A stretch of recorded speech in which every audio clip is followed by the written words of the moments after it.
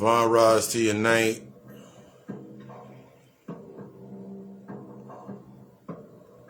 May it be everything you require to create everything you desire.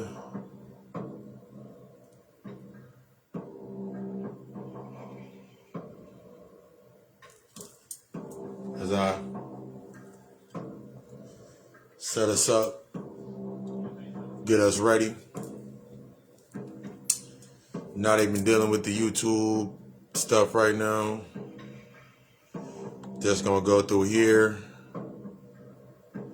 send that message out, hit everybody up, and make the normal invites. Welcome to tonight's festivities. As you saw by the top part, talking about that rapture, that feeling of change, start seeking the feeling of change based on that old price that you got set in your mind. You a good person. You a good person. You're a good person, and you have a good heart, and you don't understand why things keep happening to you.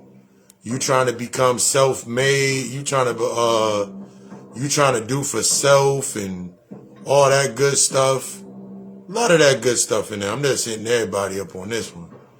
Just gonna hit everybody up. If I didn't invite you, it's all right. Come in and join with us. We're going through this process of that rapture. The thought process behind feeling good. There's a difference between you wanting to feel the change, the aspects of feeling good because of the change, seeking that feeling of change, rather than going through the process. One of the things that happens in the aspect of your work, remember, healing is destructive. Remember, healing is destructive. Your healing process is never over. What's up, what's up, what's up? Your healing process is never over. So you can't sit here. Things that you need to start looking at for yourself in that space. I looked at a couple posts, hit my screen, hit my thing. One of the things that hit up was it just makes me laugh more than anything. But one of the things that I saw that popped up was I believe it's in Tennessee. They're taking Black history out of K through 12. That means they ain't teaching Black history in K through 12. You mad about that? You talking about you want to do for self? Whether you talking about you want to do for self, you sick and tired, whatever it is, you sitting there looking at other people's processes and what they're doing. There's things that I had to learn in the aspects of doing this, like you doing your internal work, you being in your authentic self, you standing on your square. I had to realize that a lot of people that move in a certain position, like a certain train of thought, whenever I didn't have a goal, or whenever I didn't have a goal, rather I had a pattern that I was still trying to survey, I would put myself in a position to talk about others in their pattern. I would talk about others' goals, or I would minimize the fact that I had a pattern. I was used to a pattern. I didn't really have a set goal, or when it came to my goals, wondering why my goals were not being served. Why wasn't I getting what I needed to get? It was all based in that internal work. Remember, these last couple of weeks, we've been getting into the aspect of that argument, that you're not resolving. We've been getting into the aspect of you're not getting anything. You're trying to get incentives based on you being a good person. But what is really good? A question of being really good. Think about this. You see a homeless man on the street. You see a homeless man or a homeless woman on the street. They laid up in the same place every single day. Same time every day when you go on lunch or whatever, you walk by, you see this homeless person. You don't know nothing about this homeless person at all. The only thing that you're thinking about is everything that led up that you were almost homeless, or you're struggling, Or I don't want to end up like that. So you look into that space and you look at that homeless person. Meanwhile, on the other end of town, there's the big time drug dealer on the other side of town. You don't know nothing about the drug dealer. All you know is he's selling drugs. Which one's good and which one's bad? I want you to put that thought in your mind. Which one's good and which one's bad? Because now let's look at that homeless person. The homeless person is lost their house, has lost their crib, lost all their money because they lost all their money. They lost all their shit because they're a registered sex offender.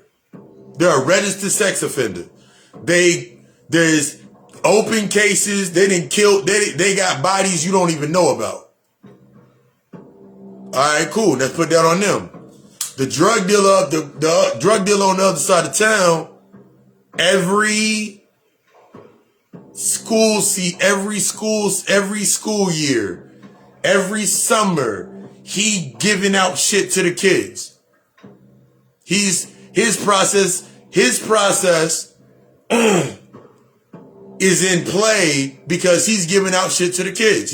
Every year he's giving out bags to the kids. He's doing he's doing all of that good shit for the kids. But you just found out the homeless person's a pedophile. They on the block. So who's deserving of what? What is this good and bad that you're getting stuck in? You looking at the drug dealer's a good person. Is it a good person or is it the fact of their process? Because that homeless person ended up where they were because of their process. But in your mind, you looking at them like they're a good person. Everybody homeless is good. No, this is the narrative we get stuck in when we're searching for the feeling of change or the feeling of feeling good.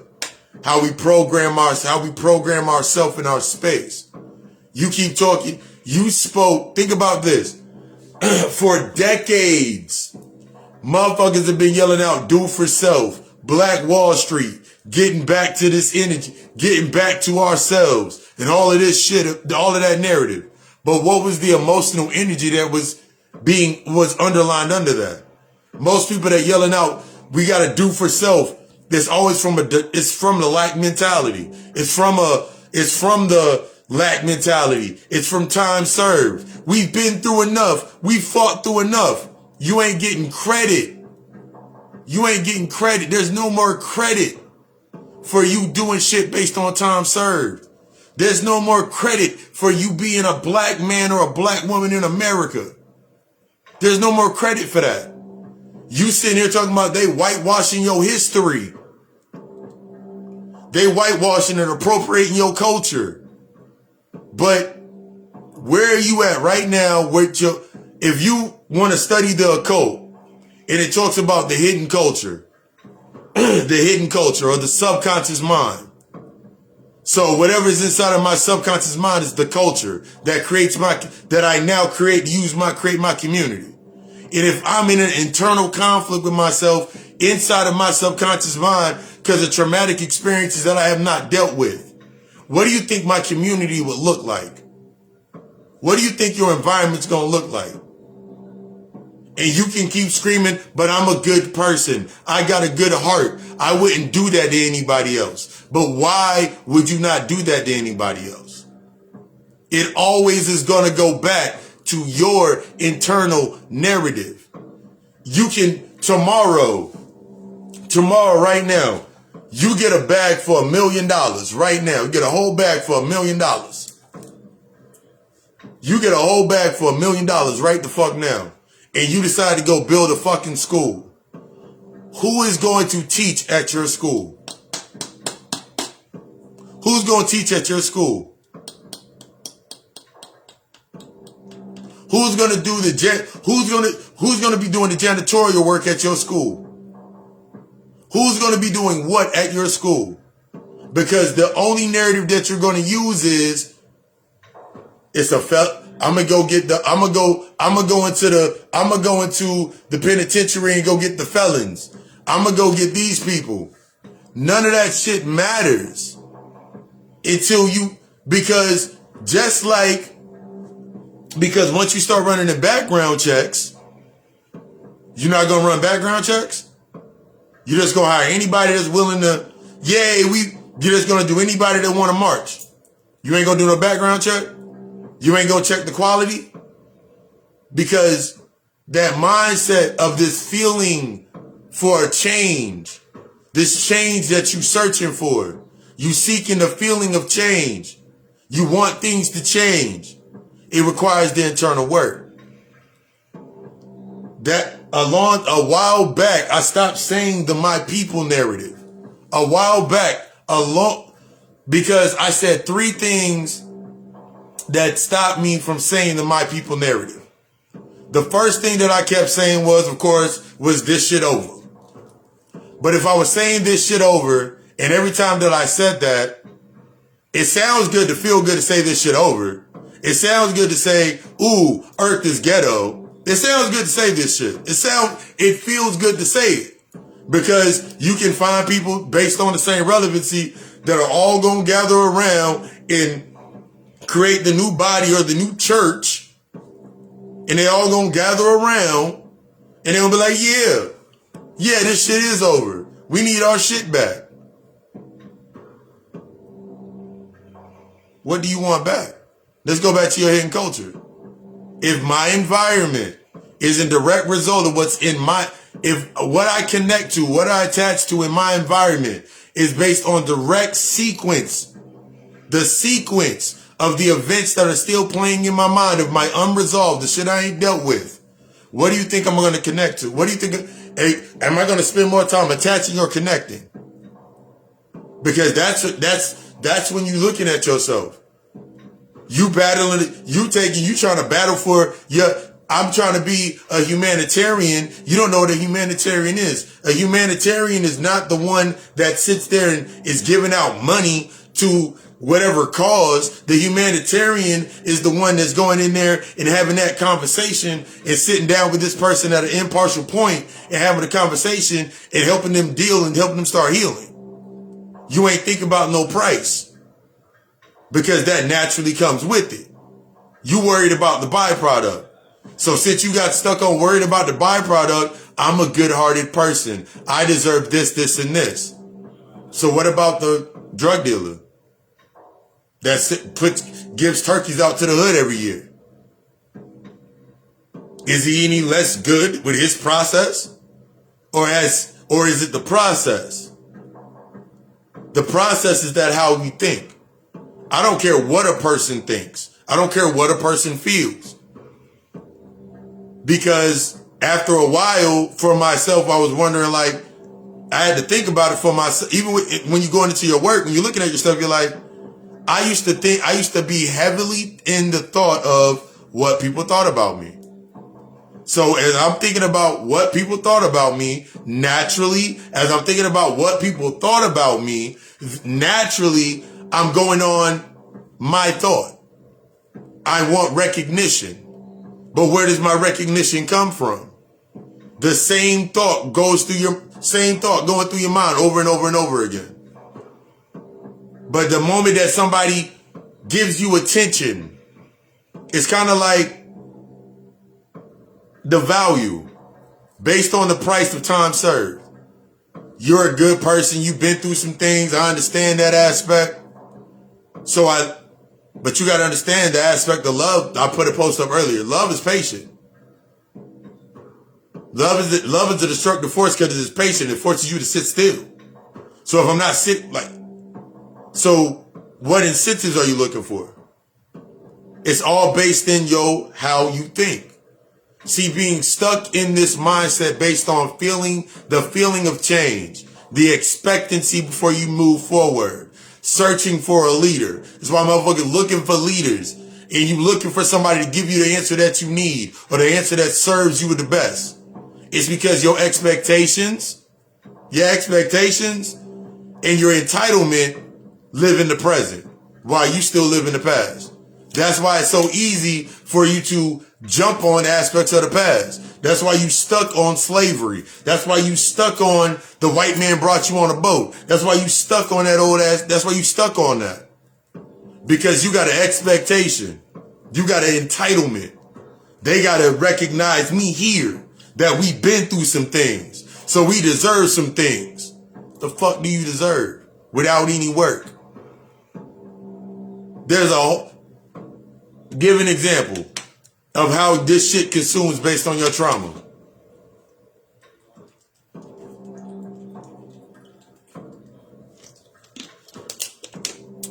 The traumatic experience of, like, let's go into sexual trauma, sexualized trauma. The sexual trauma, the pedophile culture, sleeping with the stepmother, sleeping with the father, all these aspects. If you go on Pornhub right now and type it in, there's videos for it.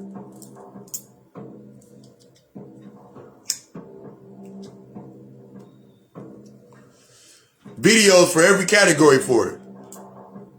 Anything you can think of that's in a sexual aspect, in the physical aspect, in that physical conduit. It's on a porn site somewhere. Right now. It's on a porn site somewhere right now. It's on a porn site.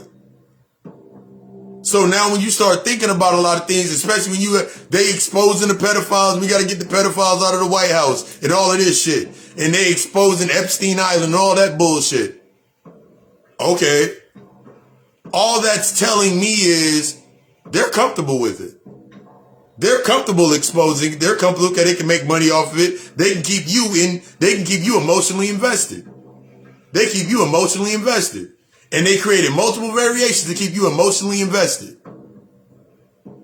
Every once they just gave you the R. Kelly shit. They gave you Bill Cosby. They keep giving you the same shit over and over and over again. And you keep reacting to it. But you want to do for self.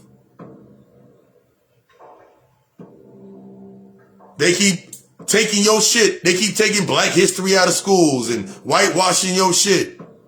That's in the equivalent to you whitewashing your own history, your own culture, your own hidden shit that you ain't dealing with.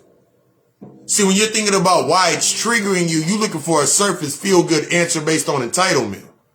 This is why we can't coincide with them. This is why we got to get the planet back. This is why we got to keep doing this. This is why we got to keep. The fuck are you talking about? That's the result of your unresolved. The only way that it can hit you is if it's a result of your unresolved. All that your emotion, that's where it goes through. Because now you got to think about how you wake up. This is why I say the simplicity of how you wake up. You can wake up.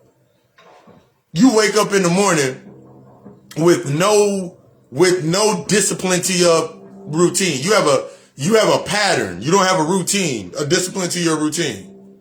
Because when it comes to discipline, it doesn't matter what you do inside of that space. What that symbolizes, you can do in other aspects with yourself.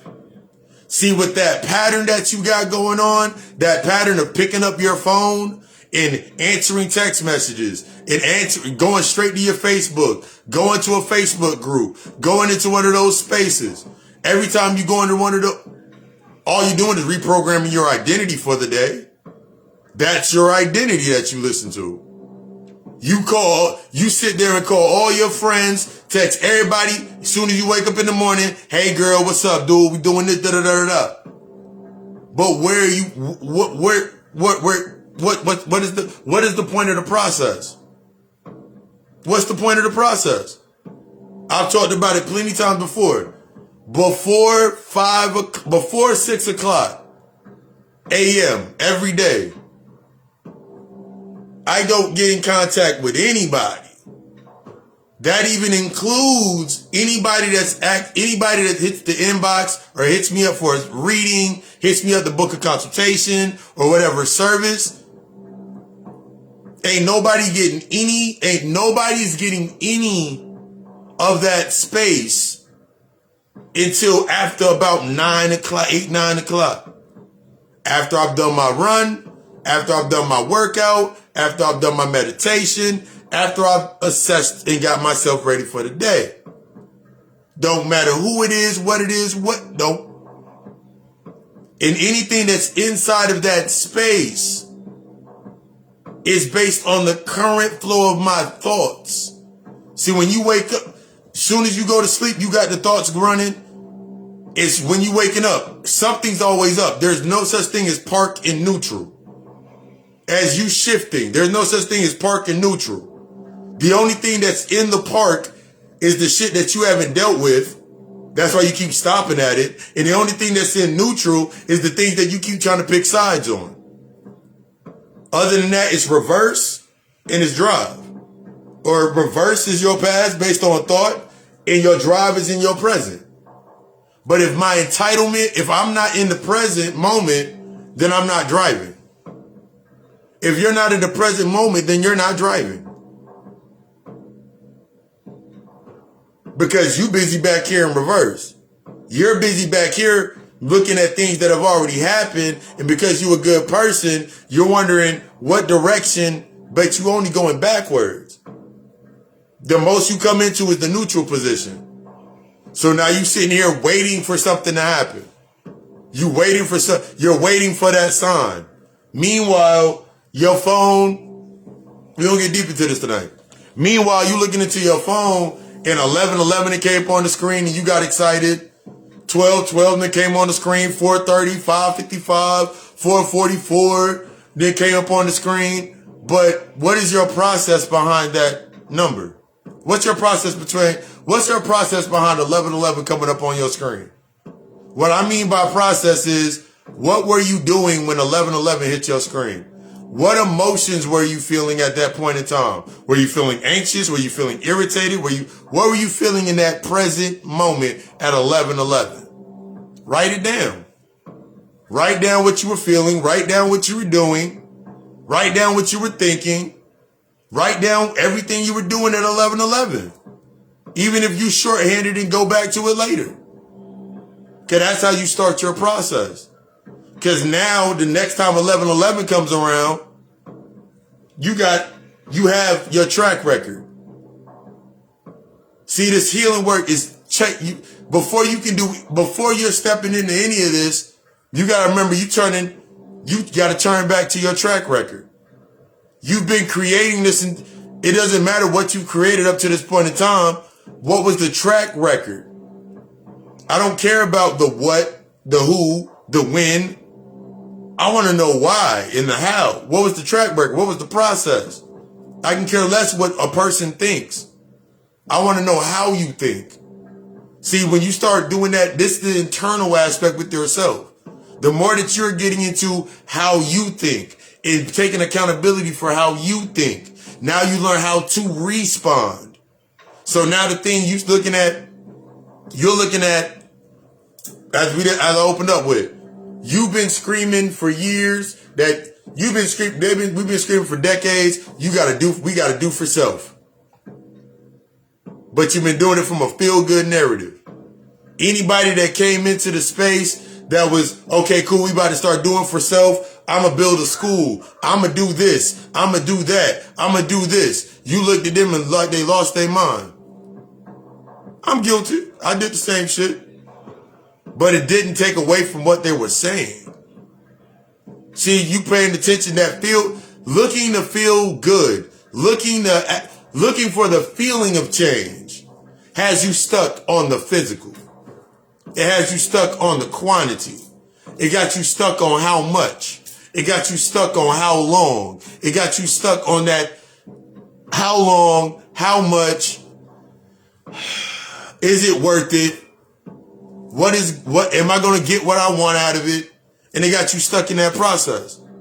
That's why you getting stuck on things based on comfort and stuck in convenience. Ain't nothing consistent in your life. It's that's there conveniently. Shit that's conveniently come into play. Ain't shit in your life based on consistency. It's that's convenient. The emotional anger is convenient. It's there to make, you're already angry, so it conveniently shows up to make you angry. You still stuck in convenience. You still, man, I'm sick of being angry. I'm tired of this. You're already angry. If you wake up, I thought about it. I remember waking up, and no matter what happened, somehow I always go back to being angry. Somehow I always go back to being angry. Every time. Every time. Turn the TV on, angry.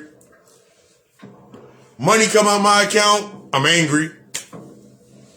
Money come out the account, I'm angry. I ain't got no milk for cereal, I'm angry. It's raining outside and I really wanted to go for a walk, I'm angry. Everything that I'm looking at is based on anger. But I'm thinking the only thing constant in everything making me angry is me. The only thing constant in me being frustrated is me. The only thing tired that's constant is me. And without the accountability, shit. It worked before. I'm a good person. I don't know why I'm a good person. I don't know why this shit keep happening to me. Why people keep trying to play me. Why people keep battling the conflict.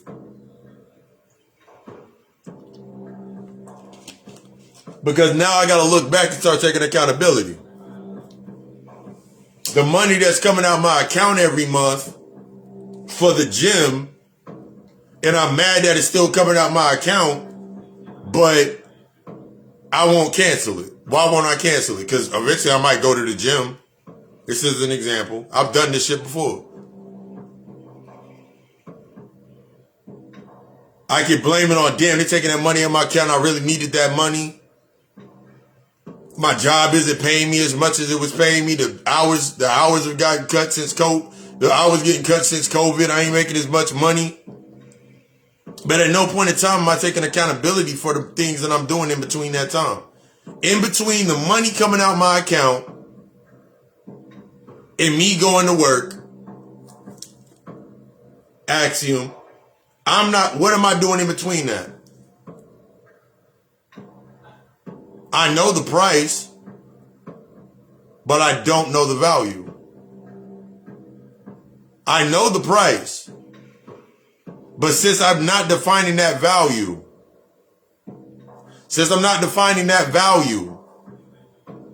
then it's worthless. That's my worthless is the anger. That's why I'm angry all the time. You go on your phone every single day when you wake up. What do?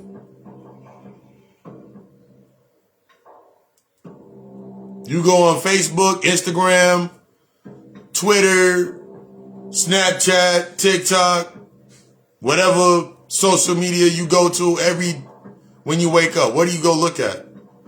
What do you spend most of your time looking at? What is the percentage? Because when I go on you control the flow. You control the consistency, whether you want to be consistently distracted or you're trying to get into discipline. Because when I go on my TikTok page,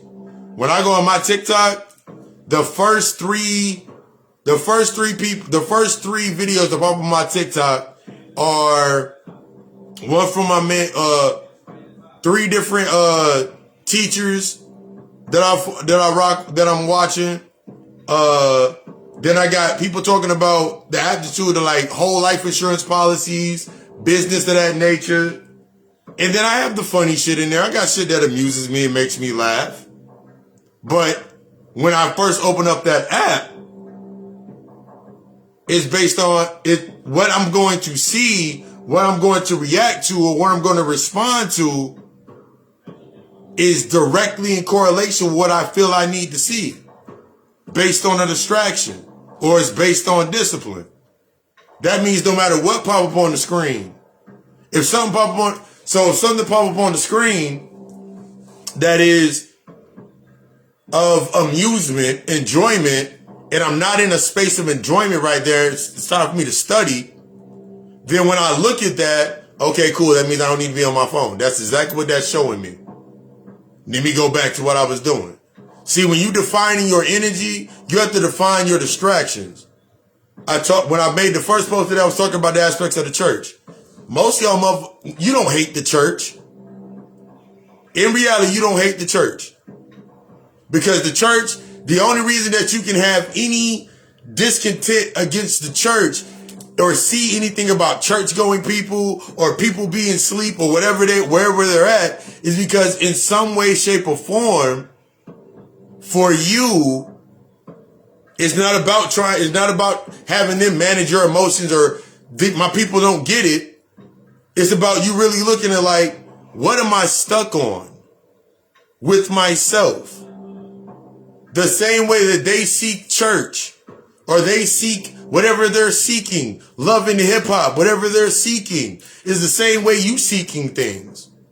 That's why y'all, based on how y'all thinking, the exact same. Whether you want to admit it or not, I had to admit that shit. The reason I'm sitting there mad at church going folks, and I'm like, oh my God, my people are lost, my people are lost, my people are this, my people are that, is because we were both thinking the same way. We were both in the same trains of thought. We both had the same ways of thinking. It was based on what and not how. And when I really got honest with it, I'm looking like, oh, the same way that they put all their energy into that deity, that into this shrine, this idol, is the same way I put my energy into that shrine and that idol. But what is the root of me putting my energy into that deity? What else in my life have I deified? What else? Think about what else in your life have you deified? Remember, hidden culture. Every culture has its deities, has its statues, has its leaders. They all have a statue to represent what it is. So when we do this healing work, when we're doing these therapy sessions, we gotta look at what the fuck you deified. Whether you have dealt with your mother or whether you like your mother or not, you deified your mother. You deified your mother. You deified your mother. How did you deify your mother? Because your mother represents everything you do not want to be. Your mother represents everything that you do not want to be. Your dad represents everything you do not want to be. They represent all the hurt and the pain. All these aspects. That's your earthbound deity. That's your earthly master. Because as long as you ain't dealt with the emotions, you have to keep offering that to them. So now inside of your space, everything that you will receive will be based on giving an offer to them. And this is when you get triggered when someone says you act like your mom, or you act like your pops, or you acting like this person, or this, and that. Because you got to go thank them first.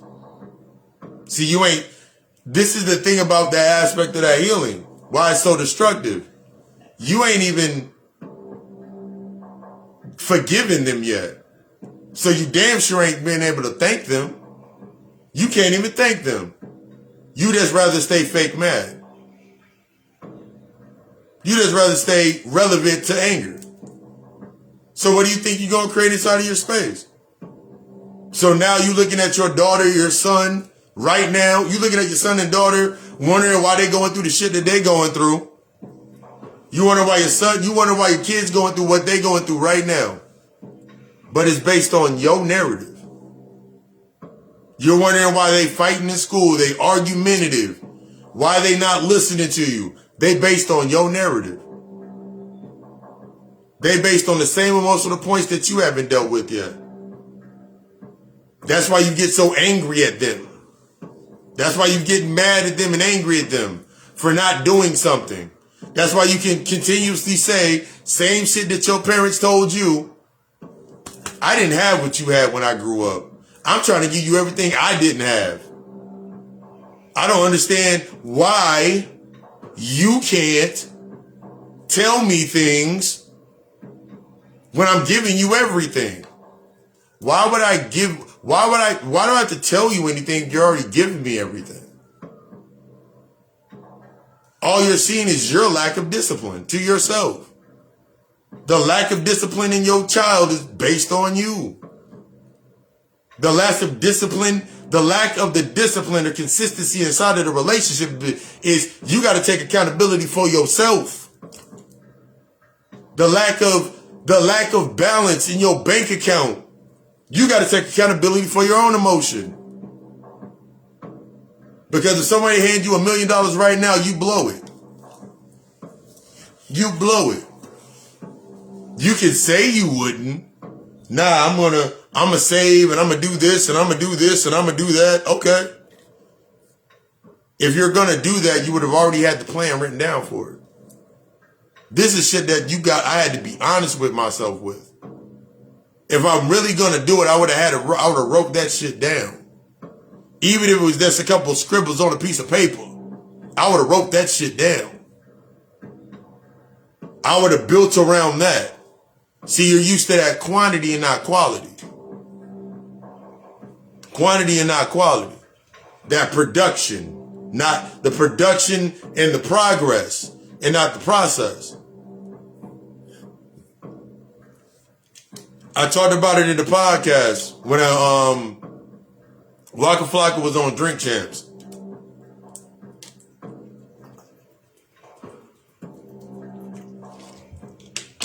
And listening to how that nigga thought, it excited the shit out of me. He was like, where I'm at right now with my mindset is, if I'm not thinking about making an album unless I can put a tour with it. Can I put a tour with it? And if I do put a tour with it, can I learn how to create the tour myself? Can I put a book behind it? Can I put a movie deal behind it? How far can I extend this idea? How limitless is this idea? And now you gotta look at your life.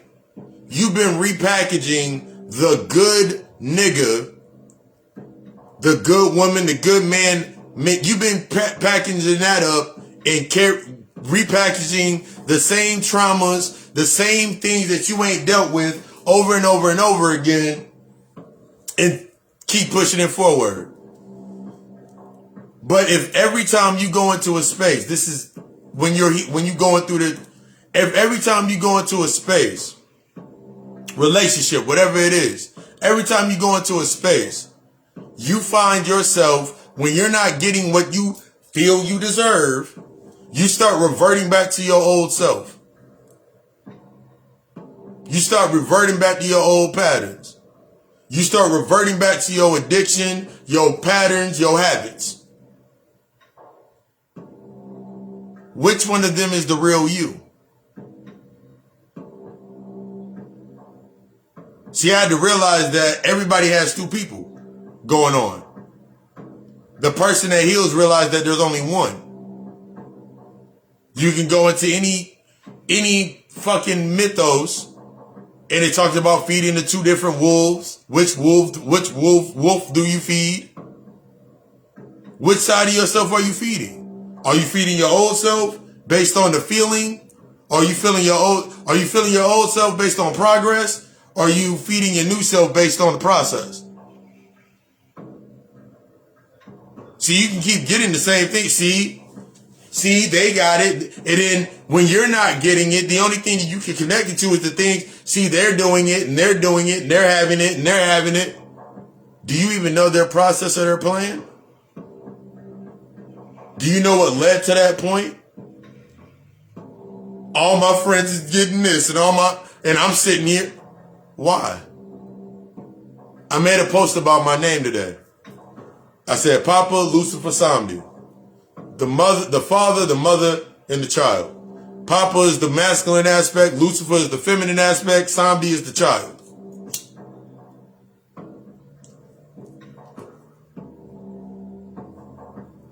Feel great. I've passed that out like, yo, have you dated yourself? Have you married yourself? Because that marriage to yourself, that's the first, the way that I break down the marriage to yourself, That's the integration process. So if you haven't integrated with yourself, if you ain't assessed those aspects with yourself, you're just searching for the feeling of the change. I'm going to change if this happens. I'm going to change if this happens. I'm going to do this and I'm going to do this. And then when it comes time to shut that shit down, it does you no good. Because if you're not learning how it even connected to you in the first place, then you're only going to repeat it. This is how we keep repeating things. Not exactly. Now the one who understand it. See, you get it. See, when you're sitting inside of that space with yourself, and when you're really taking the attitude of doing this internal work with yourself, you understand it's all about processes. It's all about my presence in my process. It don't matter if you woke up tomorrow in circumstances, whatever the circumstance was, whether it was in the circumstance of you lost your job to you got another job. What are you doing in between the time between you lost the job and you looking for the other job? What's the process? What is your process? You understand that process, you'll understand why you'll start understanding why you keep losing them damn jobs. You understand that process, you understand why them relationships keep ending up the way they keep ending up. You start looking at your process, then you'll start realizing a lot of things. You look at your process, you'll know why your kids is doing what they're doing. You keep looking at your process, you'll know why your family members keep doing what they're doing. Everybody down here got an assignment.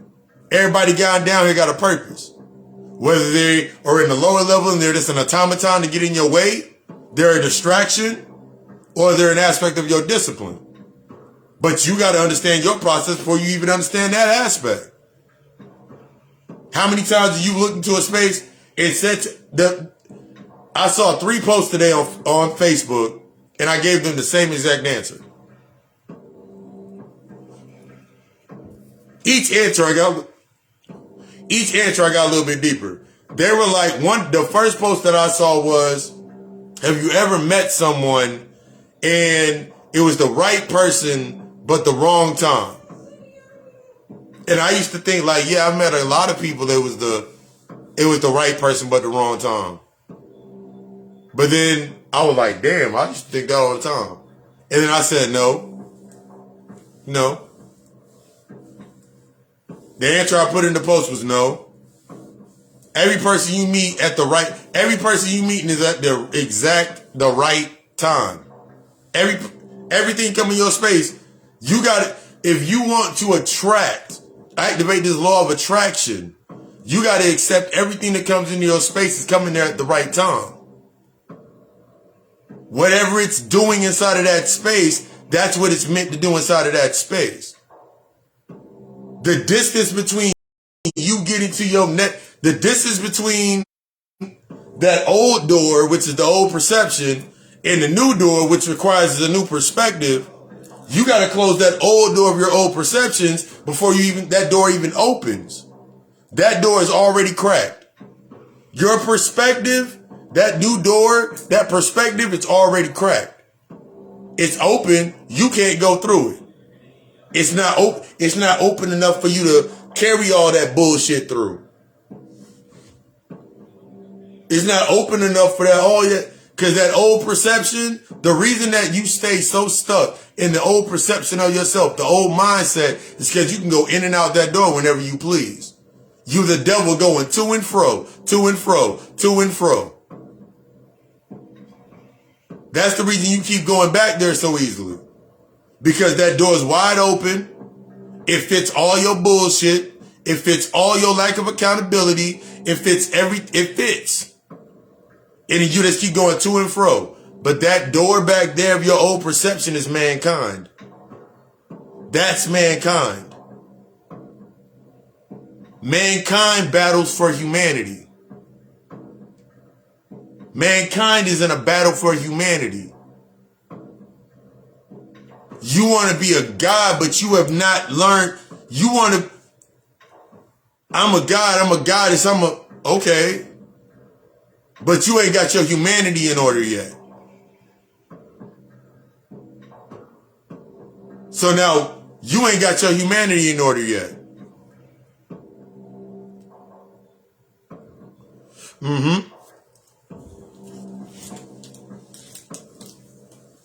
Yup. Bag lady. You sitting there upset like, why can't I get this, and this? My friend got a new car. My friend got a new house. My friend got a crib. My friend got this. My friend got that. I want to do it the same way that they did it. That's not for you. That's why every time you try to go do it, you looking at, if you really went to go looked in certain situations and you went there open and honest with yourself, and you looked at the environment that you always go into, and when you leave that environment, how do you feel? When you in that environment, how do you feel? Fuck the people. Fuck who's all over there. What is the emotion that you feel in that space? I had to realize that shit. It's like when I would leave from work, one of the things that I started telling myself like a long time ago, when I was going in and out of work, I gave myself the promise, and I started becoming consistent in, for some strange reason, I never would wear my work shoes into the house. My work shoes would never come in the house. My work shoes would be in the trunk of the car, or if I wasn't driving, they would be in a bag. My work shoes never crossed the threshold on my feet. Never understood why I did that shit. But then I was like, I'm not trading that into my space. It came similar to the same thought process about when I go to bed, when I'm in my room, I'm not going to be doing, when I lay in my bed, I really don't, I'm disengaging from the world. I needed that disengagement. Yeah. I was bringing those, because I realized that a lot of the times I was bringing the residuals of the problem home magnified. But then I also had to realize it was like, but why do I still feel bad? It's because when I was going out into the world as the devil going to and fro from earth into the world, that's a part of me anyway.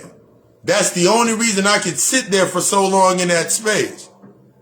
That's the only reason I could sit around certain people for so long inside of a certain space and not think anything of it. The longer that I was there, the more I would start to forget. That amnesia would kick in. I start going back to sleep.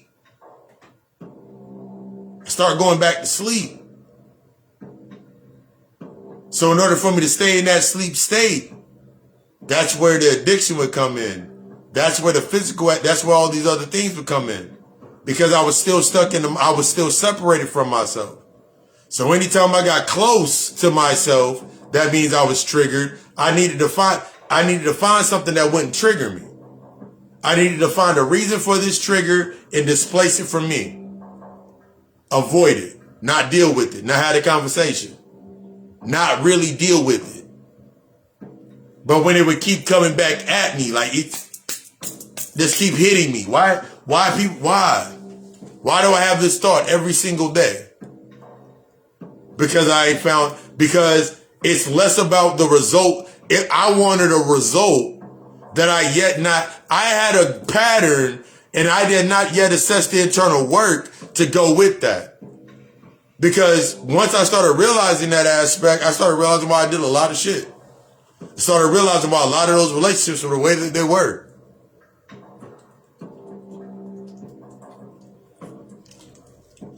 I started realizing the structure of my friendships. I started shedding. It wasn't a friendship. It wasn't a relationship. It wasn't family. These were trauma bonds that I was trying to keep together. These were trauma bonds I'm trying to keep together. And then I mask it under something. I'm masking I'm masking this need for family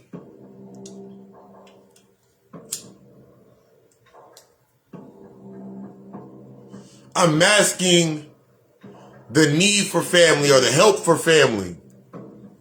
I'm masking that under something. It's a mask.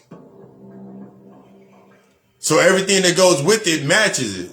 That's why you'll go down your damn page and you'll see something. You'll see a post and someone will be like, a stranger or open up a door before family and friends do.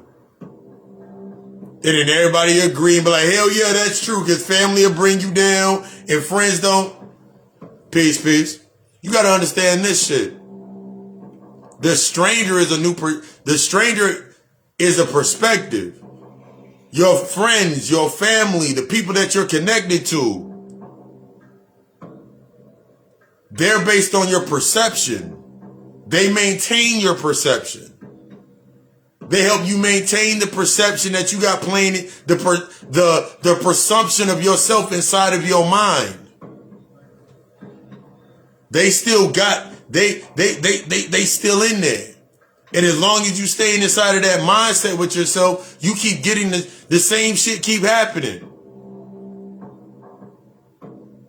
And then you're like, well, what about if I start doing what I'm doing, need what I need to do, then what does it say about they're doing what they're doing anyway. They're doing, one of the realest things that I had to realize was, what's good? The thing that I had to realize was, you just came into the aspect of perspective. The thing that I had to realize was my perception of my family, my perception of my old friends, family, people that I used to deal with, they were based on time served. I was comfortable with time served. I was comfortable with the recognition, and I was confusing recognition for credibility. That quantities of the recognition for me being right, but if it was really right, it wasn't about me being right or wrong.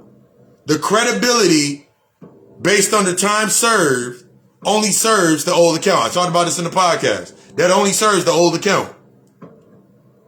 So I'm only right and wrong in the old account. It don't matter how right or wrong I am. If the account was based off of a negative energy source, then whenever I'm removed from that space, another negative energy source got to go into that space. So now when you're looking at, think about, let's paint a picture real quick. Lucy want to paint. Let's say you got your group of friends, your homegirls, your homeboys, motherfuckers you've been rocking with for years. All right. Basic trauma bond. How a basic trauma bond works. All of you have been together for so long, that body came together, that's the body, that's the church. All of y'all have this all of y'all are indoctrinated under the same aspects under this church. You start, or you get in a new relationship or a new job, or you move away for a couple months, you move away. Whatever happens, you going to school, you learning some new things, you're expanding and you're exploring your culture. You're exploring your culture. That means you starting to do that healing work. You leave, you're not around them as much anymore. So now somebody else comes into that space. They have a new friend, somebody that y'all all knew, but now they're in your position. You feel like that's your position. They're in your position. You don't like them because you're saying that they're fake and they're two-faced and they're always talking about people and they always doing all that. They doing some negative shit. But why is it triggering you? Is it triggering you because you feel like you've been replaced? The feel good of change because you're changing? Or is it triggering you because it's showing you aspects of yourself? That's the statute of limitations. Because now you're looking at that person And I'm nothing like them because you have created the visual perception of yourself in your mind to validate and rationalize everything that you do and everything that you are. But they do the same shit. They're doing the same shit. They talking about people. They gossip about people. They got the same, they have some equivalent reservations about people that you fuck with. They got some of the same ideologies that you deal with when it comes to niggas ain't being shit or bitches ain't being shit or whatever. They got the same, they follow the same doctrine at that church. But why, so you mad at them because you felt like you've been replaced. You didn't get replaced. You simply moved out of that space. But that time served is what you miss. See, that time served, that's that existence. That time served is that existence. That credibility. The credibility for being a real, now you go put a whole post on your Facebook page talking about I'm a real bitch and I can't stand when bitches start acting funny just because I'm trying to do better with my life. Why the fuck does it matter if you're really trying to tap into the aptitudes of getting better with your life? You got to understand that you becoming, shifting and going internal and becoming better and creating that separation. As the separation is created, you can see what you really need to see. You can see what you really need to see. You can see the emotions that are left on the table. That absence made your heart, made the old aspects, the residuals or the trauma grow fonder. Your ego got, oh my God, now they fake. They fake because they're not any faker. They're not fake. They're exactly what they needed to be. They serve the purpose. There's now a gap. That gap is what you're scared of. That gap ceases. That gap, as you notice, every time you try to go back into that space, when you try to go, let's say you in a new relationship, you got a new job or whatever it is, you finding yourself out of time. You finding yourself more tired because you still trying to hold on to that negative. You still trying to hold on to the old perception of yourself. Just in case. See, a lot of the shit we keep doing is because on that just in case. You a fucking God and you gonna march and you gonna change some things. But until it affects your job, you real bad until they tell you not to come to work tomorrow. You real bad until they tell you not to come to work. You real bad till they shut you off of Facebook or hit you up, ban you in Facebook jail. They know exactly how to pull you back in. Everybody around you knows that. They know how to pull you back in. They know how to make you react. They know exactly how to make you react. Yeah, the feeling of nothing. The ego don't like that feeling of nothingness. When you start feeling, oh my God, this is nothingness. Because you think about nothing, like, oh my God, I'm about to lose.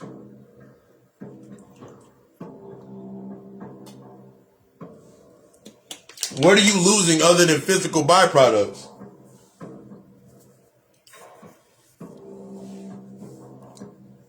You didn't get interrupted. You came right back in right when you needed to. When you're thinking about the aspects of your old perception, that shit gotta be challenged. That shit gotta be put to fucking rest. The reason that you keep doing a lot of the shit that you're doing is based on the old perception. You can tell when you're stuck in the old perception because every time something comes in your space that's actually you seeing something, you can't seem to support it. It's because you ain't it, because it's gonna force you to change. Yeah, it would be that void. You've been used to feeling that emotional void your whole life. You've been feeling that emotional void since it happened to you. Since the first time that your mom told you no. That you told you no or made you feel bad about asking about your dad, made you feel bad. Your dad made you feel bad about asking about your mother. Your grandmother made you feel bad about asking about your mother, made you feel bad about you going to her, telling her about her boyfriend. You've been filling that void ever since. You've been filling that void ever since. Ever since that shit happened to you. And you never had the family you never had. You've been trying to fill that void ever since. And then you get upset when something comes in, someone can come into your space tomorrow, today, tomorrow, and challenge everything you've ever thought. And it'll feel good at first. It'll feel good at first. But since your mind, you have not integrated or dealt with them subconscious thoughts, everything that they do, everything that they say, you're going to try to make fundamentally fit into your life. That's not what it's there for. Everybody is a new experience. Everybody is a new experience. Whether you keep picking up the same, let's give an example. You keep dating dude, all of a sudden every dude that comes into your space, they got a vision, they got dreams. They want to be a rap, they want to be mixtape rappers, whatever it is. Whatever they want to do. They have a dream. They got plan. They got that idea in their mind. But because they've never had structure, and you've had a little bit of structure in your life. So you know how to plan money and plan bills inside of that space. But because you've never had emotional guidance, they got some structure, or they have a structure around an idea. You ain't never had guidance. Y'all crossing streams. So now you automatically are going to pour into that space. That is what you lack. That is where you are not willing. You will create a space. You will create a responsibility. That is the creation of your free will. You are a creator. Where you are not willing to go with inside of yourself, you will create outside of you a representative of whatever it is. This is when we're thinking about the aspects of the attraction. When you're bringing things into your space. Everything that comes into your space is on the frequency of where you at in some way, shape, or form. The reason that you start bucking heads and getting mad and upset and whatever happened up to that point, the external really doesn't matter. It's the emotions behind it. Because you can go into a space right now, y'all can both have the same you both can have the same individual ideals. Y'all both want to do the same shit. But the way that you approaching it, the way that you want to approach it, the way that you're approaching it, you're looking at your results, but you ain't looking at your track record. You looking at your results, but you ain't looking at your track record. I don't care if you could easily, I've made this post into my TikTok. I had the house, I had the car, I had the job, the car, the house, had it. But I didn't feel nothing with it. I didn't feel anything towards it. I thought I was entitled to it because I did all this work. Time served. So when I lost it, I'm like, see, man, that's why it was always for the same damn reason. It was always for the same damn reason. I lost the cribs for the same reasons. Cars for the same reasons. All because I didn't have a budget. I didn't understand my emotional budget, my emotional literacy. So damn sure I know I didn't have financial literacy. I was stuck in the feel good. Ooh, things are changing because I'm getting something new. Ooh, things are changing because this happened. But the quality of that will distort and challenge me. That's the process. Everything comes in your space is supposed to trigger you. In some way, shape, or form, it's supposed to trigger you. It's where you are at within the aspects of things triggering you. Have you went through the process of accepting that things are going to trigger you? Or are you still in the process of needing those things to trigger you to activate that process? This is when you start looking at these levels in the collective. Everybody collectively right now, we all in the same space.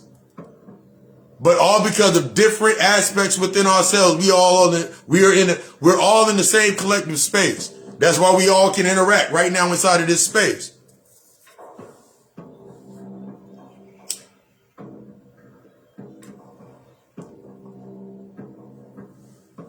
And we'll all take different information. We all going to take different information at different levels. The more impartial you become is only based on your, I've talked about this before, that emotional presence. See, a lot of times you wanted to do for self based on emotional relevance. They didn't teach us shit in school based on emotional relevance. They taught me everything that I needed to know in school. Because if they didn't, when it came into my first levels of learning alchemy, anything with magic, anything with rituals, all the geometry that I learned in school, all of the arithmetic, all of the earth science, all of the chemistry, all of the social studies, when they were talking about longitude and latitude, the ley lines, where energy is cultivated on different points on the globe, where energy is strong at based in the hemispheres, the magnetosphere, i.e. my ego. None of that shit I couldn't apply none of the information that I've applied. I couldn't apply it because I got the other half of the information in the shadow world. I'm not going in the shadow world. The occult is the shadow world. So you sitting there, use the example. I took psychology when I majored in psychology and business, but I never used psychology. I would use it every once in a while, like, statistics. But until I got into the occult sciences, the other part of the other half of the whole, I didn't, wait. The occult is the hidden, is the shadow, is the mind, is the subconscious, everything in that darkness. So all the psychology started making sense. So now, since I'm impartial, now when I read dark psychology, when I read revolutionary psychology, as I'm reading these different books, this information now can be absorbed. I now can digest it. Yeah, it's the why. Now I can digest it. As opposed to you sitting there, you didn't read every book about black civilization and how to make a Negro a Christian, and now you just still fake mad. See, man, they've been fucking us up every single time. They keep giving us the book. Explain what it mean. Explain what it mean by saying, obey your earthly masters. You mean your emotions? You mean your emotions? Your earthly masters are your emotions. You fighting against, but you do it anyway. You obey your emotions more than you obey anything else. You obey your anger. Anger sits at the seat. Anger creates your world. Your subconscious, everything that ever made you angry or triggered you to be angry, those are your angels of light, or your angels, and they watch over you. And they give you the exact life that you want. That's why the moment that you start really dealing with your anger, and now that's the demon, or the Damien, or the intelligence. The simple want of wanting to learn or go deeper inside of yourself. So now you got to go into the gates of hell. Now you got to go through the levels of hell. Now you got to go through your gates, go into your darkness. But you got to take that identity off first. See that void that goes into that nothingness? It sheds you of all old identities or old lights. It sheds you of that light. Because until you shed that old light or that old paradigm, or old train of thought, or old perspective, every time you go in there dealing with your demons, they can see you. That's why they can that's why they can attach to you. You can't do the work in the underworld. You can't go through the underworld because you don't understand the prices of the underworld. Your price is stuck down there. Man, but I'm going through hell. Why? Why we going through hell? Why people gotta die? Why this shit gotta happen to me all the fucking time? You know why that shit happening to you. You just haven't accepted it yet. You had a whole idea in your mind and you connected aspects to that idea. But just because that shit went away didn't mean that idea still does not live. That thought form still lives. Because it lives in the negative space and it lives in that it lives in that negative or that neutral space. So while you trying to stay in the neutral space, everything's pushing you out of the neutral. You don't stay in the neutral space. Everything has to push you out of the neutral space. So you sitting there feeling that you stuck is because everything's pushing you out of that neutral space. Yeah, you burning up on the inside. You hot. You mad. Why? Because I had an idea and I wanted this to happen in my life and age ain't got nothing to do with it. You still stuck on the old paradigm. If you talk to anybody, you talk to any God or spirit, you talk to any spiritualist, any of us doing our work, we will tell you that the key to the fountain of youth is dealing with them damn emotions. You looking at somebody that's 30, I'm 30, 37.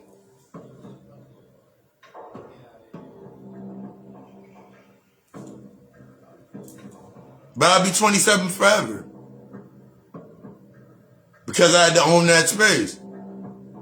The things that you are doing now, when we talk about going to war, you talking about a spiritual war. You talking about going to battle. All of these aspects with yourself.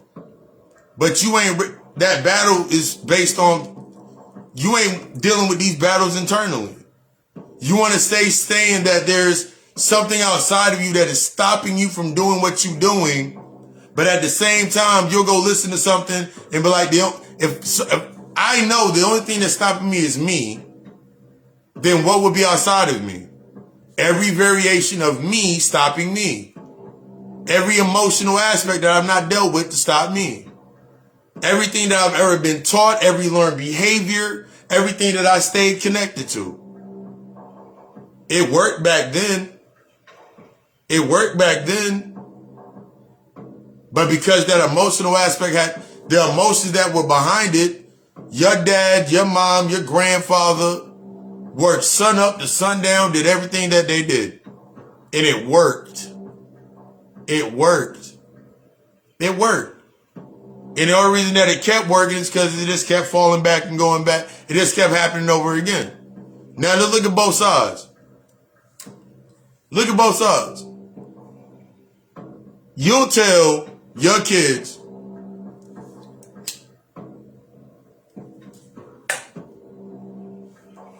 you'll tell your kid, your niece, nephew, whoever, you'll tell the little ones the same things based on superiority that your parents told you.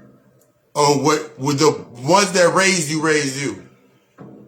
The same exact values, and you won't question them shits. Because of the emotional relevance. Or you'll go against, it don't matter if you go against them or you going with them. It's the emotional variant that's under it that you keep living out. That's what gives you your trust issue. That's what gives you your guilt wound.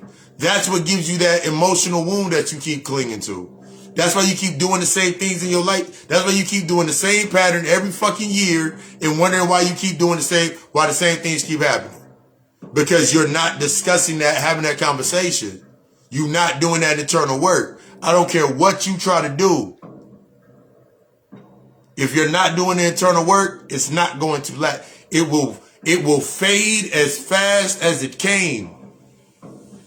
It will fade as fast as it came. That is the glamour. The glamour of, oh my God, this is the perfect person. This is the right one. What are they teaching you? Are they triggering you? They make you upset. They make you mad. They make you think about yourself. Where are they at with themselves? You only can match to the frequency and level of where you are at. You can't take it any more forward. This is when we start thinking about the hardest thing for me to deal with was the reminder. It's always the reminder.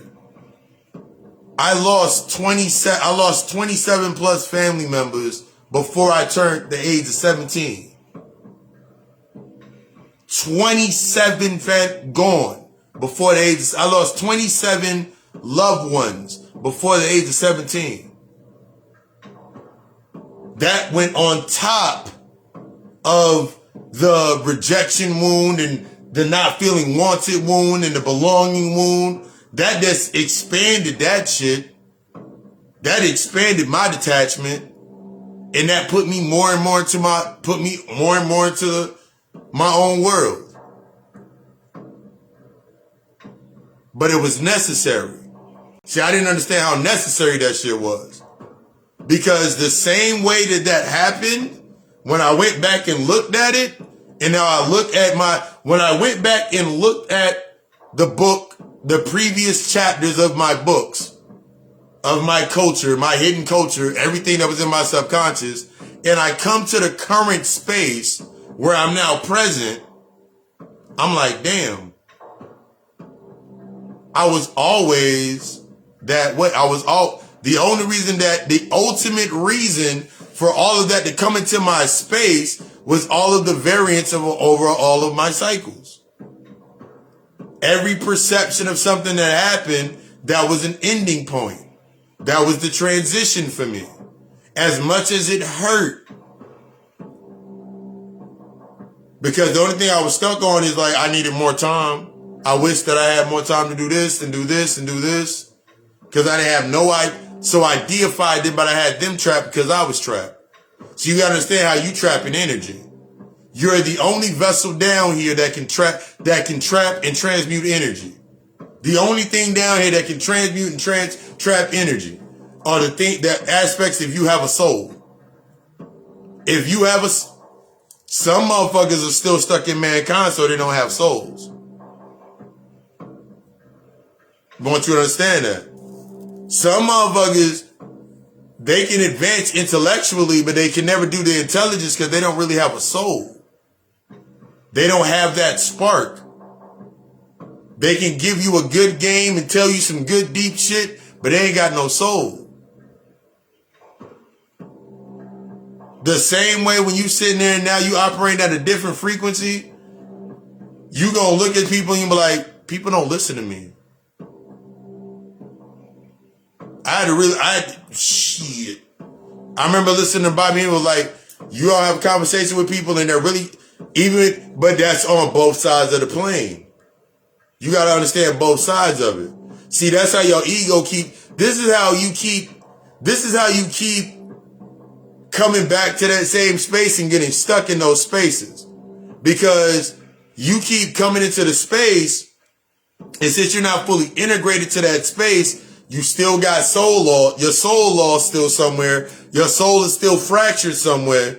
You keep trying, I'm moving up really, really fast. And then you get stuck in the material that happens in that space. Because every space produces a different kind of material. It's a different type of physical manifestation. Because it's matricular, it's coming down. The further you going inside of yourself, the more that shit, the faster that flow. The more you start embracing that flow, the more authentic you become. But you can keep getting trapped because what it gets hung up on, that's your next lesson. Yes. Your emotions are The emotions are the fuel to your your emotions are the fuel to your ship. The quality of that fuel based on how do you use your emotions.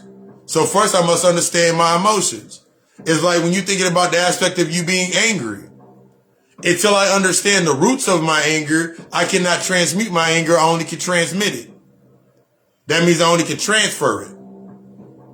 So until I understood my anger issues, every time I went into a space, I was just transmitting anger.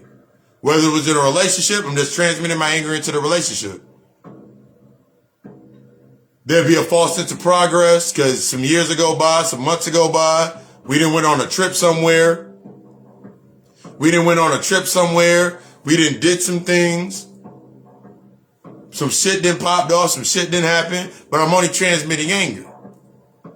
But once you realize that you're transmitting anger, and once I understood the root of my emotion, the root of my anger, let's use the example of insecurity, based on needing recognition from my father, based on recognition from my mother, based on these recognitions that I still was searching for, that's what I was transmitting into the relationship.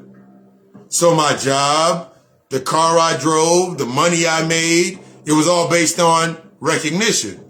So when I didn't get the recognition, now I feel powerless because there's no charge. Because you only can transmit, and your transmission is only based on that circuit being completed. So the way that I go into that space based on my thought process, that must continuously be transmitted. This is how you keep creating those damn patterns. So in one of those patterns, you then created a baby father. In another one, you created a baby mother. In another one, in one, you created a baby mother, or you created a baby. You created whatever inside of that space. But you got to go look at your track record. This is what I mean by looking at your track record. Because just because you're creating it, because you can bring anything into existence, but until you look at your track record of that emotional manifest, until I look at my emotional manifest,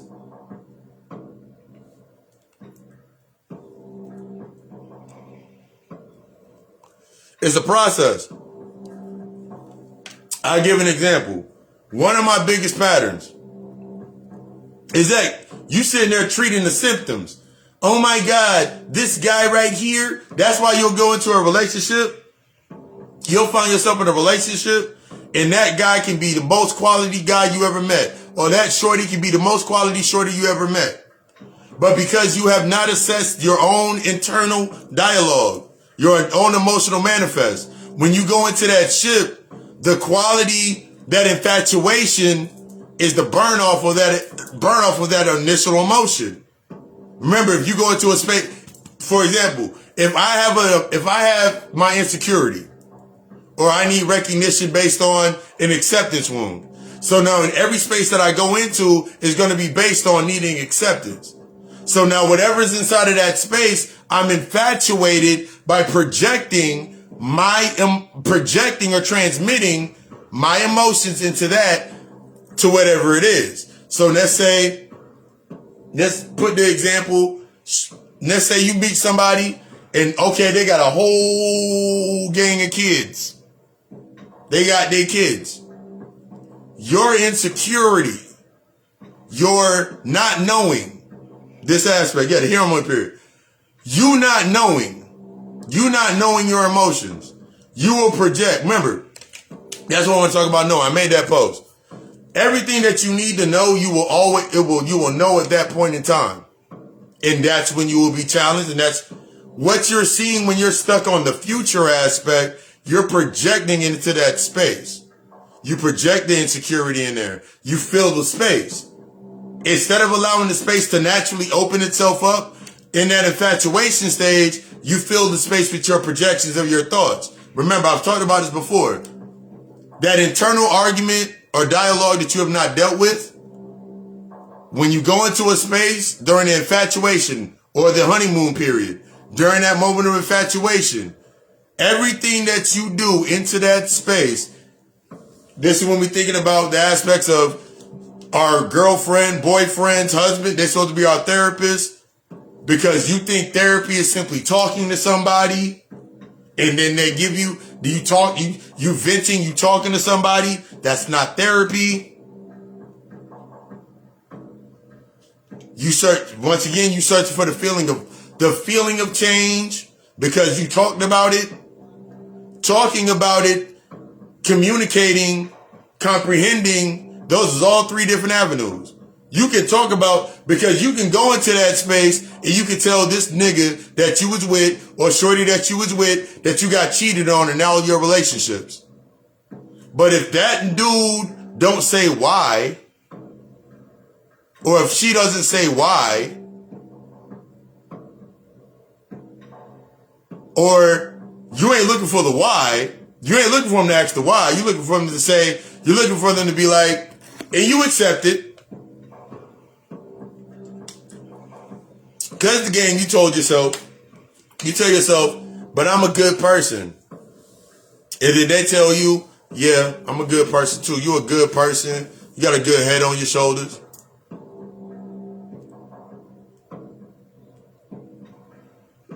You got to go inside. You got to go the aspect of the pattern. The way that you got to go inside. You got to go to the roots of how you created your environment. Use an example. If you came from a broken home, but you didn't know your home was broken, so that's usually what happens. The inner child, I've talked about this before, and break it down again. The inner child is the emotion. The inner child, the identity, that's the emotion, the original id, or the emotions. That's where all of your emotions are functioned and you are created in that space. The adolescent phase, or when you're creating the identities, your first level of identities. This is how you learn how to use these emotions to form your identities. By the time you come into adulthood, you have created a world. Remember, you are creating from the inner child. The identities or the avatars that you create while you're learning how to use this energy, emotional energy, that's what creates your space or your world, your entire environment. So use the example. Your mother didn't believe you whenever her boyfriend did what he did, that sexual event. Or let's go to the surface, because a lot of, for the brothers, for niggas, we don't understand that Miss Gladys down the street fed you in an emotional sense to make you think that you was getting some play. So now inside of your environment, based on how you learned how to have sex, whether it was through the traumatic experience or you walked in on your parents, or the way you saw your mom moving in and out with boyfriends, or the way you saw your dad moving with boyfriends and girlfriends, that aspect. Now, in your emotional sense of your adolescence, you're learning how to create the identities that fit that. So now your world becomes that. So now the way that you learn to Netflix and chill, or you learn how to put a movie on, because I had these niggas that were above me in my apartment when I lived in Tennessee.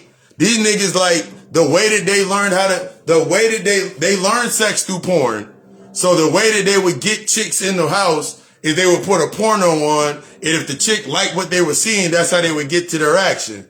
But it came from them, they watching porn with their uncles and their pops and they family. So that's what they learned. So their environment became based on that. So everything in their environment matches that. So everything based on that comfort of my environment, being that it was damaged. Now I first must accept, this is what I say it all the time, especially when I'm breaking down into a session. You have to accept the traumatic experience that happened to you was of benefit. Because if you do not accept that it was of a benefit, you cannot accept your existence in the present. See, that's a lot of times when it comes into that healing aspect. If I have not accepted the traumatic event, that shadow, The initial opening of the space of the shadow, I can't make it present. So it don't matter what I do in this present moment, I'm not existing here. Because everything I'm doing in this present moment is going to be based on expectancy and entitlement. Because I went through what I went through when I was younger, I deserve this, I'm entitled to this, and I expect this. Because I went through struggle when I was younger, and we didn't have money when I was younger, I am entitled to money, and I expect motherfuckers I expect to stay independent. Now you got to think about the world that you created. Being overly independent is a trauma response. Being a real nigga is a trauma. Trying to be a real nigga all the time is a trauma response. And until you deal with that, okay, you was a real nigga for a couple of years. You was you was independent for a couple of years. Now you spiritual. Now you conscious. You need the same foundation. So you gonna seek things through the same foundation. Now you want to be a Moor, Israelite, a Mason. Now you a Kemite. But it's another identity. So now your world is still the same, because the same things, you haven't dealt with that culture yet.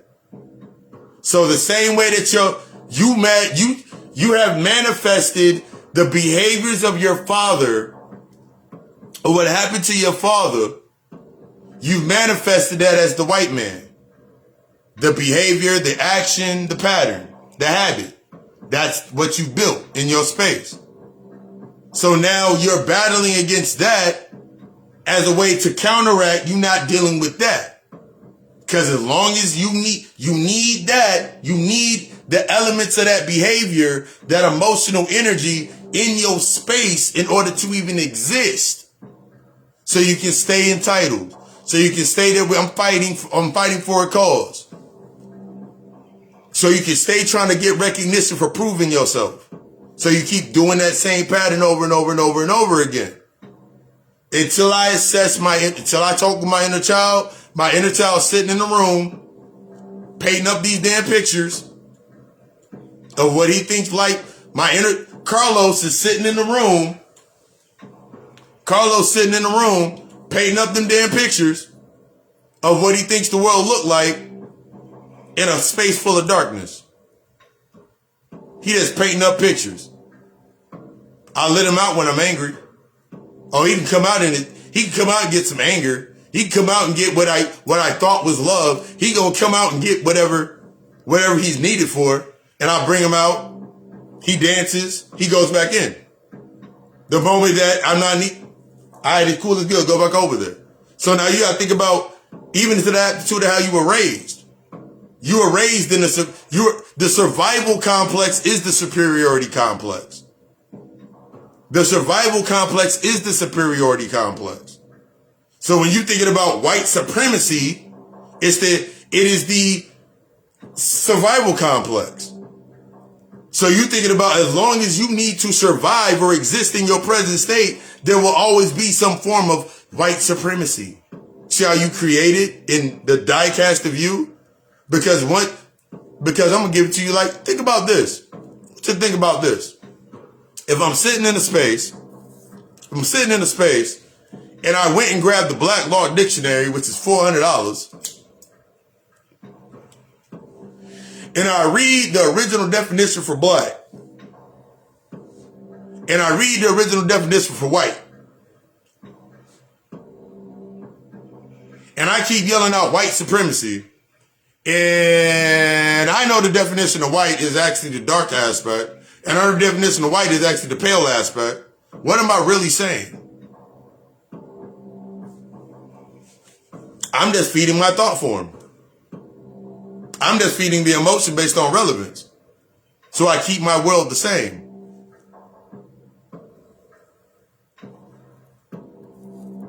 You gotta let him out. You gotta let him out. You gotta come to a space to let him out. That emotional roller coaster that you're going through is going to continue until you let your inner child out. Yep. crazy. I was talking about Flowers in the Attic. Yeah, I was thinking about pulling that movie up yesterday, the other day. But yeah, you got them stuck in that space. So this is why I also say, like, the benefit of the trauma, and you start making that list of motherfuckers that have hurt you. All these niggas have wronged me. All of these bitches all these motherfuckers have wronged me. You are always at the top of that list. See, that accountability, that's why I tell you that honesty is going to hurt. Because you got to accept that you at the top of that list. You are number one at the top of the list of everybody that's hurt you. You are at the top of the list. Because without accountability, you won't realize, like, all of these are perceptions of me based on my old perspective. They only exist based on my perspective. That frequency that they're locked in is based on my own perspective. That's the part of clearing that karma.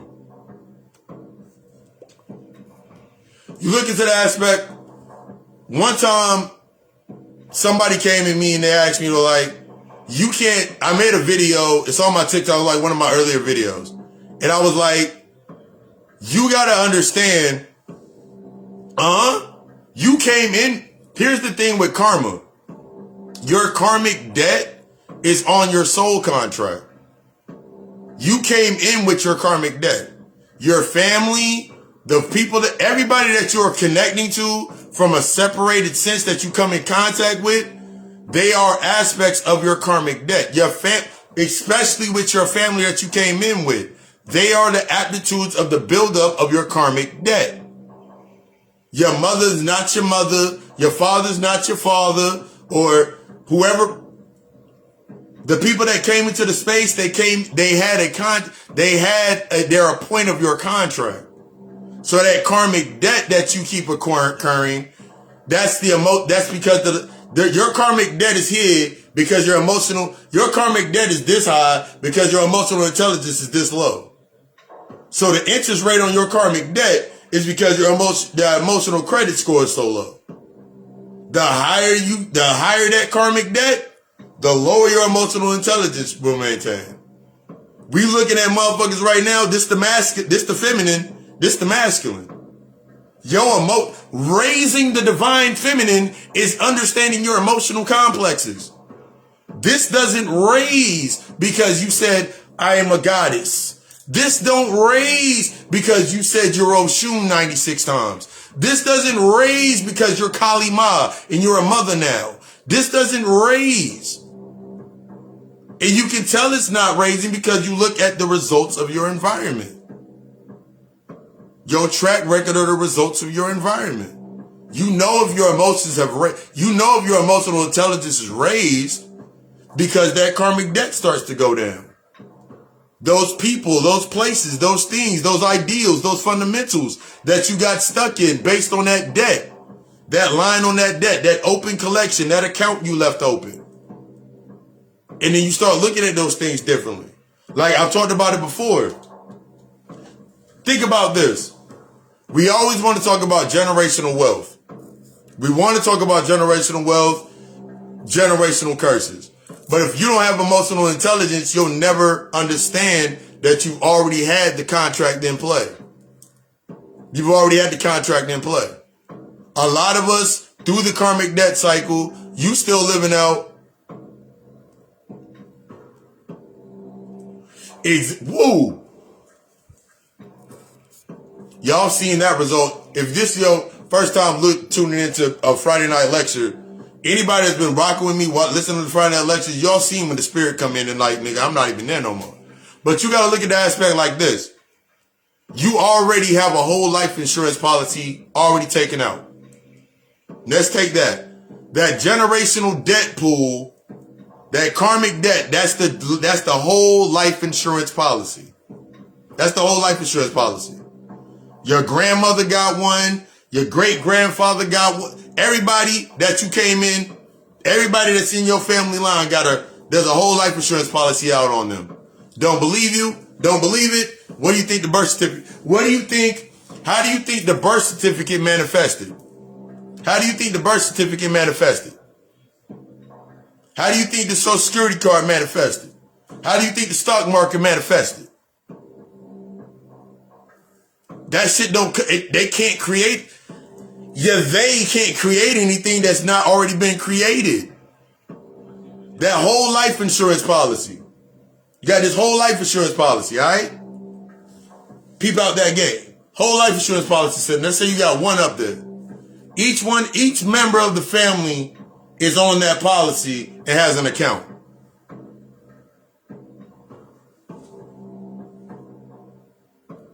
What's in that life insurance policy?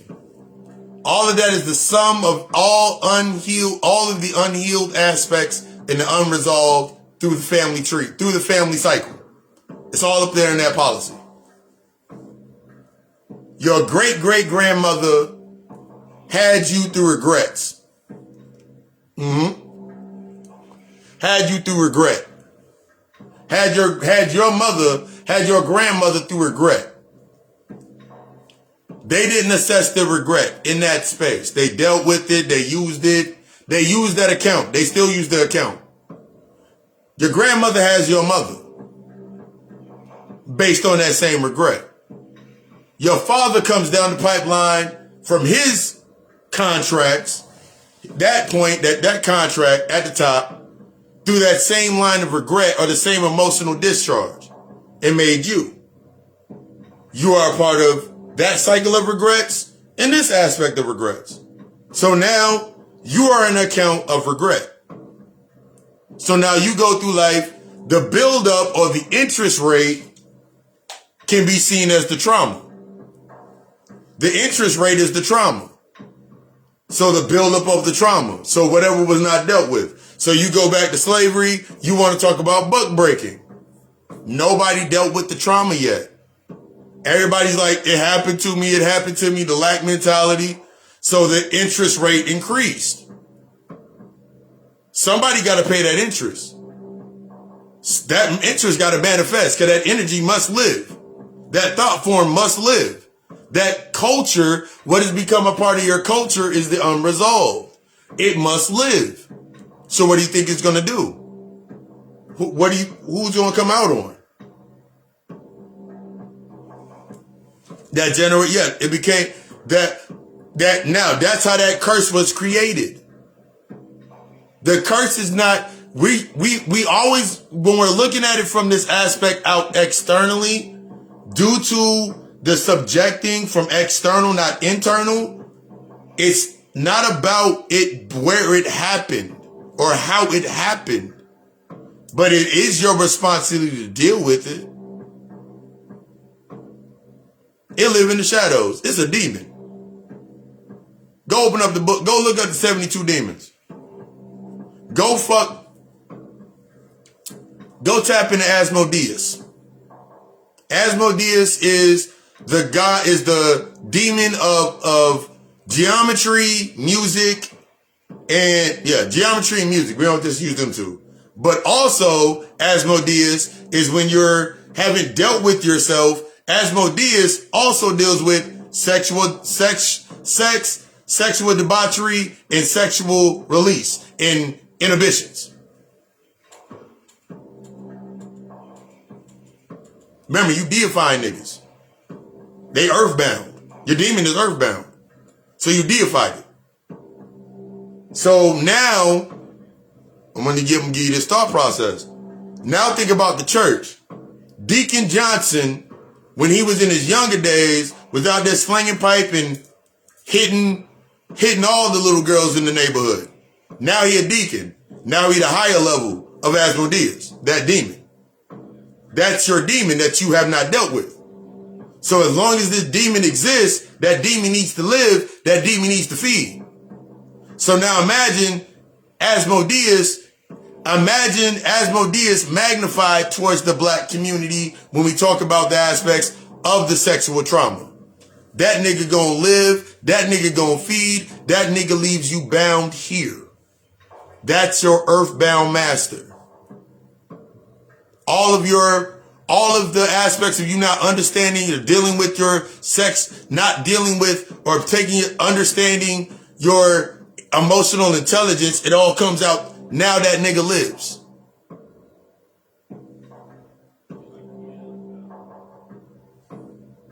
Mm-hmm. It's the spirit. It's the spirit. It's the energy that's passed down. That spirit passes down, and that soul becomes fractured. So as long as that generational trauma is passed down, that soul loss becomes magnified through the space. That's why use that example of that to that space. It's like that soul loss. So like you got to think about it like this. There's people in your family right now that are literally soulless. And we can say that they're soulless.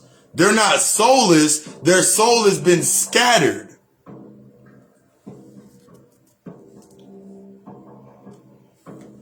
The physical sex is not, you got to remember, taking it from the physical process, everything you do is sex. In the higher aptitude of understanding sex, the sacred energy exchange, everything is sex. Every conversation that you have, that you transmit something back and forth, and you create something into that space, is sex. So now, think about it like this. If I when you wake up in the morning and you brush your teeth, I'm going to explain it. You wake up in the morning and you brush your teeth. Remember, everything is everything. Everything is everything. Your energy is naturally sacred. True or false? So every time you exchange your energy, you create something. But since we're stuck in the physical bound, we think that simply because we're not physically conjoining in a physical sense, okay, you still thinking about touching. But if you understand that as atoms, nothing touches, is the perception of touch, because we don't touch. Everything you do is we're having sex right now. Right now, we're having a big ass orgy. Right now. We're exchanging this information and energy. I'm transmuting energy, and based on the level we're transmuting energy right now, we're creating. We're creating new processes right now as we go. There's no stop to it because I'm impartial. The points that are partial, where it hits at, is where a question comes up. So like the simple aspect of Gab's action, saying explain, that's what we created that question based on what we're saying in this space. This is that sacred energy exchange. All into that thought process. The more impartial, the deeper that we get deeper into ourselves, the less. This is when you always hear that healers, readers, y'all all right? Exactly. This is when you understand when motherfuckers be like, healers, shamans, anybody that's practicing spiritual practice, we have high sex drives. We have high sexual energy. It's a drive. We have a high sex drive. That means it's based on quality. See, in the physical realm, the astral realm is your thoughts. So all you're doing is creating every entity that you've ever created in your subconscious that you haven't dealt with them unresolved. Those are the entities that you keep bringing down. Those are, for the Christians, those are the angels that watch over them. And all of them have all of them angles of light. All 13 of them motherfuckers match the 13 gates of hell. Every angel has a demon. Every angel is a demon. You, in this aspect, being the Lucifer or the feminine aspect, me being Lucifer or the feminine aspect, the light bearer, the guidance, connects to the Papa aspect or the Papa Legba aspect or to the Baron Samdei aspect, and I created what I am now. This is when we start understanding the aspect of that drive. Quantity versus quality. See, that's because you've been doing it over and over and over again. You created these different quantities or these different variants. The different ways that you do, the different aspects that you use to give yourself a sense of progress. I've progressed because I'm a year older, but it's not about the progress, it's always about that process. How did I get my name, Lucifer? That's a very interesting story. I'm glad that you asked. I've explained the story before. Funniest thing about me becoming Lucifer, taking on my lineage name of Lucifer, was when I was 10 years old. When I was 10, my pops was like, "You're a Cancer. You're Lucifer." And that shit ate me up. It didn't eat me up. Like when he said it, I smiled. It was like the first time that I smiled. Earlier in my shamanic journey, one of my biggest deaths, I took DMT that time. DMT, LSD, a little bit of ayahuasca, really mixing it up. I was always the bearer of light. I was always the bearer of some dark, deep shit. So like I was always in that space. But I remember going into this trance at that point in time, went into that space, and I'm sitting there like, who the fuck am I? Like, but like, I came out and like all I could recite while I was asleep, all I kept saying is like, all I kept repeating was Lucifer over and over and over and over again in my trance. So then that's how that part of my name came in. It's a very deep aspect. As I started shedding a lot of my darkness and burying my light into that space, I became the feminine aspect. Lucifer is the feminine aspect. Understand that Lucifer is the feminine aspect. That's the recessive. That's the fallen. That's the receptive. That's the Lilith. That's the dark mother. That's that aspect. That's the feminine aspect.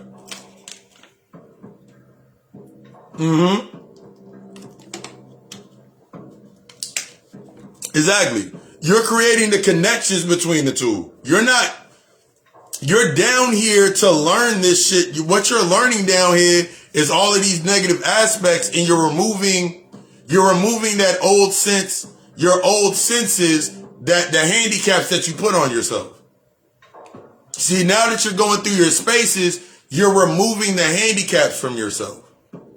And all of that is going to go against your that old paradigm, that old aspect of yourself. Nothing of your old self is going to exist because you're making it present. Everything that's inside of your shadow, once you make it present, it does no longer exist. It now lives. Everything from your shadow, once you bring it into the present, it now lives. See, you're living based on a haunting. Like when you're not dealing with the trauma, you're living based on a haunting. Those echoes, those voices, all of those thoughts, everything that you're not dealing with. You're living, basically you living in a haunting. So since you're living in a haunting, basically your whole life based in survival, you are literally walking around as the Walking Dead. You got some basic functions and you live out your basic functions.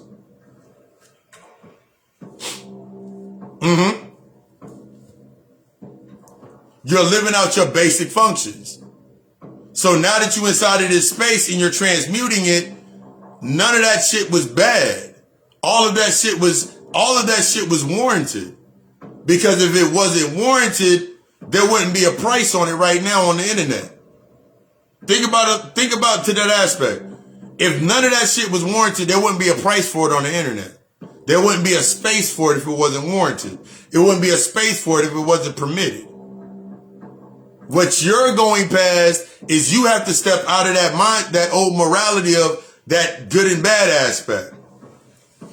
You bring in that. That's why, go watch the show Lucifer. You're not trying to be the aspect of you getting stuck down here, and the reason you keep getting stuck down here is because you keep trying to deify or trying to change things down here when nothing changes down here. You can't change nothing down here until you've done the internal work and went up. You can go build, like I said before, you can go build an entire community tomorrow. But if you don't have the basics into that aspect of when you bring people into that community, you don't have a process of who can come in and who can come out, who can go into that community. And if they come into that space, the qualifications for them to come in there, then it's going to burn every time. That's what you do. You do it in your life all the time. You done it unconsciously. But you got stuck in physical aspects. You got stuck in material aspects. Because as long as you're stuck in the physical and material, all you're going to do is assume. As long as you're stuck in the physical and material aspects down here, all you're doing is assuming shit. All you're going to do is do presumptions and assumptions. Based on you trying to feel good.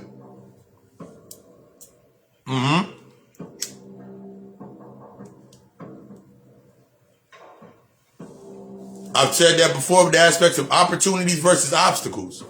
A lot of people like to stay within the aspect. A lot of people keep acquiring that karmic debt because all they see is obstacles. So since all I see is obstacles, all I'm trying to do is go around them or go above them or find something, but you can't go around the obstacle. You can give yourself the illusion of going around the obstacle, but on the other side of the coin is the opportunity. So whatever think about your traumatic experience that you tell was an obstacle that has had you emotionally stuck the rest of your life. The first thing that you see when you look back at it, you see the opportunity. Or you might see a skull on the door. That skull equates to skill or the opportunity. So now the opportunity for me to accept what has happened to me so I can actually start doing the work and use that energy. Or else I'm going to, since I'm acquiring through an obstacle mindset or a lack mindset, I will need a body or a conduit in that space. See how that works? To transmit that emotional energy. So now when you look at your environment, it is the result of you transmuting that emotional energy and not taking that accountability for it. Everything you, as the creator creates everything and gives it free will.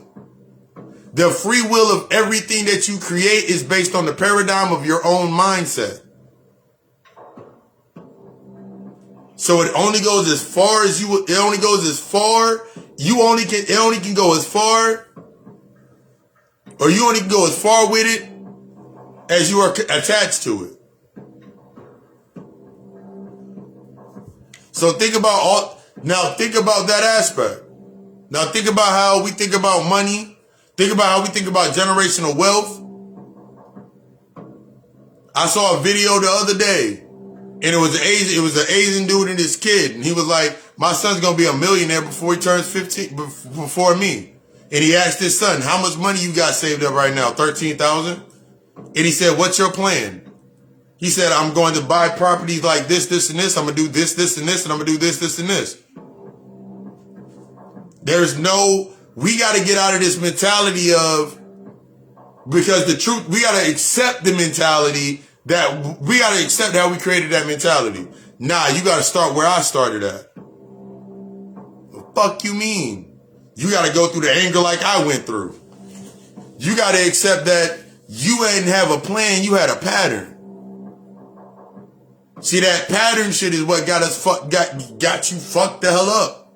You thought that pattern was the plan. That pattern, God's plan. Yeah, that was God's plan. Your subconscious thoughts, that is the pattern. That's the plan that you set up. Until you assess that, you can't even start dealing with removing the aspects of your pattern. Because your pattern gives you so many good things and so many bad things. So now you're stuck in good and bad. So now before you even want to start doing any work, you rationalizing why you going to wait. I'm not going to heal because I got to do this. You got to think about it like this. You will spend upwards up to $1,000, $3,000, $4,000, billions of dollars as a collective to go get things to feel good and give yourself a sense of progress. Obstacles, i.e. emotion, obstacles, i.e. debt. But when you got the opportunity to do something that is going to change that narrative, that fear of you no longer existing in that space, that unknown, that nothingness that you fear,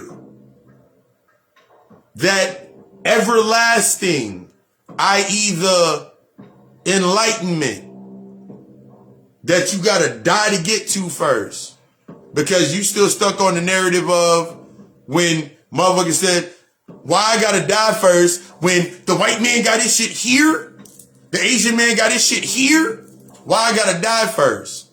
Because you stuck on physical. You gon' have to die. You reincarnate every morning. When you wake up, you reincarnate. And you reincarnate either whole or split. You reincarnate as your emotions, and you reincarnate as the reaction to the emotion. Every day that you wake up. Because you ain't waking up centering yourself. You wake up every morning in that same path. Your emotions go one way, you go the other way. Y'all both meet back at the end and do the same shit over and over and over again. And then you fill this space with things of physical. You fill this entire space. You keep filling up the emotional voids to stay compartmentalized. So now you got your whole life in a sense of compartmentalization. You got your family over here. You got certain people that you deal with over here. You got certain shit that you're dealing with over here. Park. You got everything compartmentalized. So then you come to, now there's a difference and there's also levels to it that you need to learn. Cause I saw this earlier.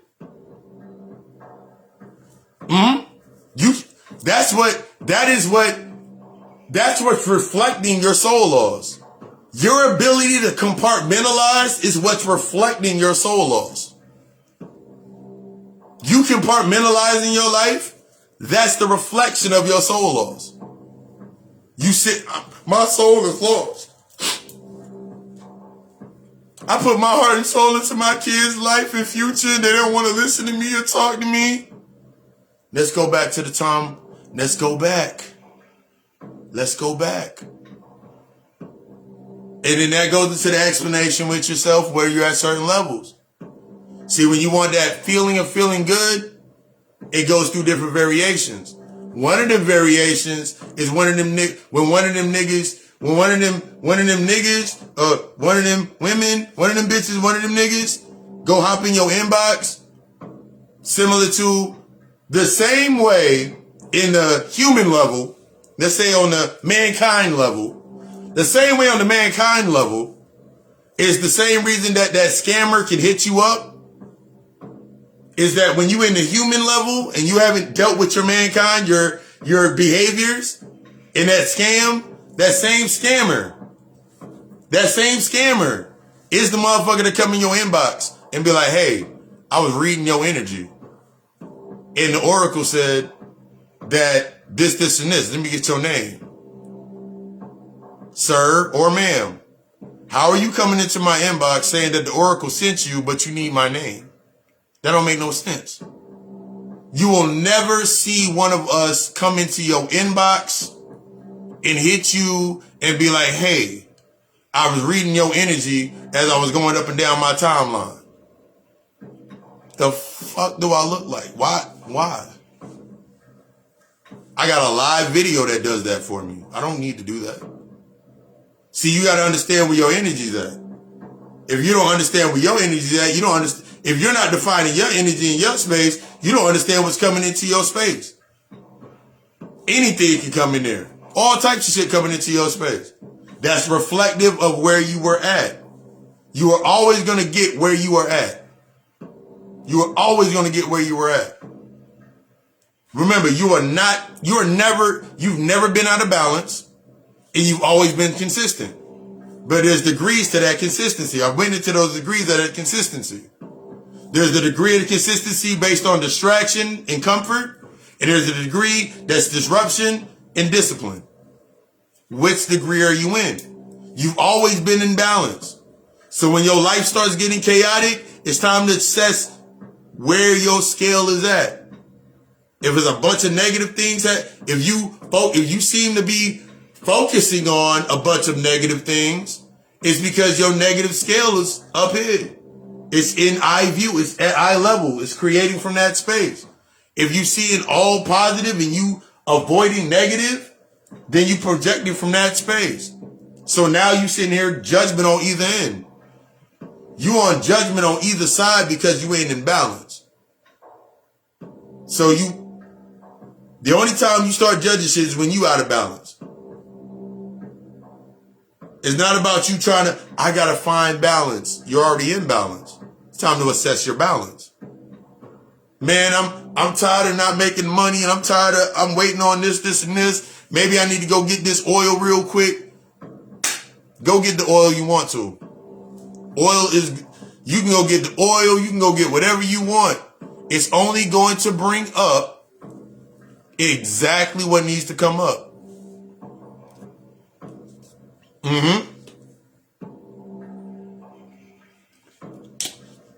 When you're around people that are constantly unhappy, if you're around people that are constantly unhappy, or you seem to always be around you, some strange reason, you have to assess.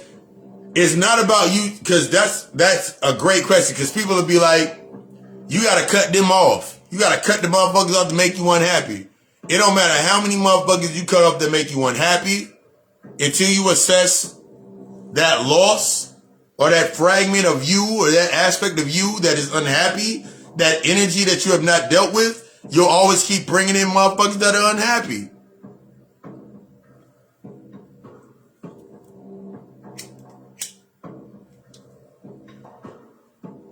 You'll always bring people in there to be unhappy. It says both of y'all are unhappy, and you still, the external narrative, you're not doing the internal ass, you ain't going internal. Y'all both gonna keep trying to create this circle of the feeling of change of unhappiness. Now you with this person for 6, 7, 2 months, 3, however many months. We going through our ups and downs, but that's what happens when you're in a relationship. There's ups and downs. I'm not denying that there's not ups and downs, but that's the scale and the balance.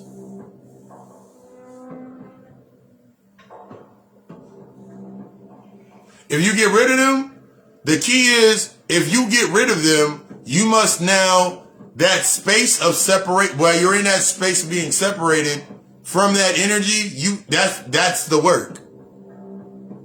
Now that you are now separated, or you removed it from your space, the work is that lesson, is what you learned in that space. That's what that gap is for. So now you can now lay everything out and look at it from, because now this is how you're assessing that balance. You're looking at what they brought out of you based onto those negatives. You're looking at what negatives you brought out based on your positives. You gotta reassess the balance. You gotta bring that scale back into balance. Because if you don't, that negative outweighs that positive. Now the positive is in a lower space. The positive or the masculine aspects in a lower space. So the wounds that were created, they now get to go dip down in hell. And now all of your demons get to go feed on some new yummy stuff. The nigga ain't shit, the nigga hurt me, the nigga did this, nigga smacked me in my foot. The demons get to feed off of that. So then the negative goes into your subconscious mind, because you're bringing them into balance. Everything's still in balance. All that negative goes back into your subconscious. So now your heart and your mind are now still separated, because the path, there's no clear path. So now you still, oh my God. So now the ideas in your environment now are based on those negatives. So now you think about it like this. Motherfuckers put up a whole post talking about what I do not want and what I'm tired of. It's usually all physical shit.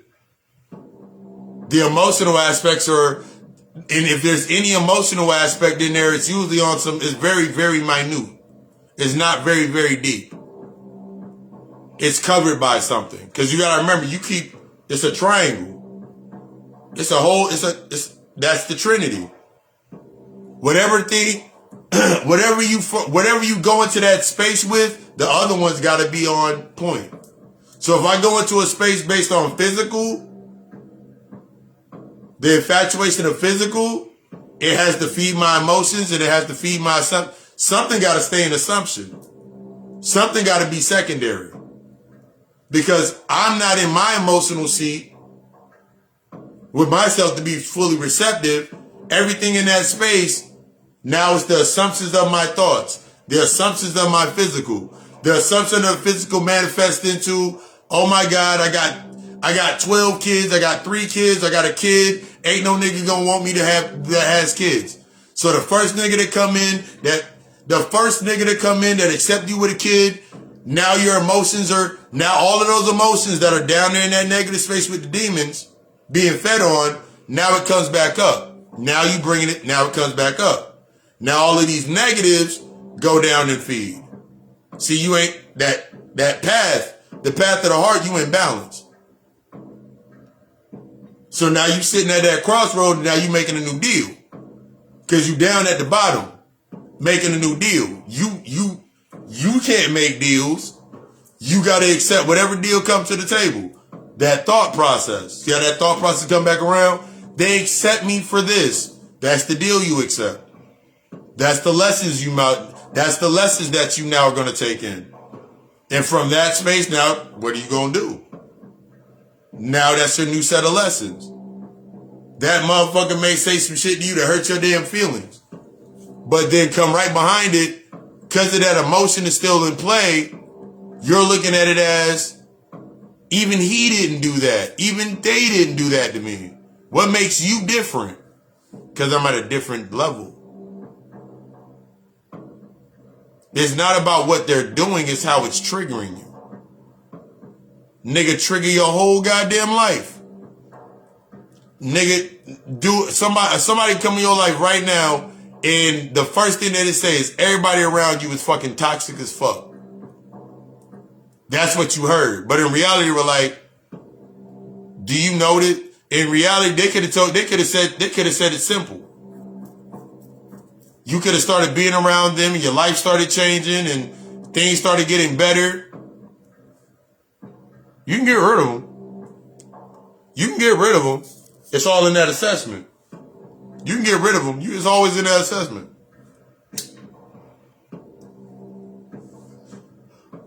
The space in between them and you, it's all in that aspect of that assessment. Until I do the assessment, that's why they still exist. They're still connected to aspects of me.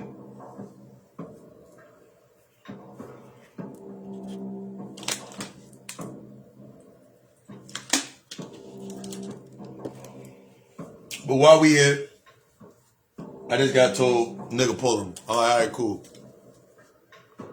You can't, yeah. There's nobody you can't get rid of.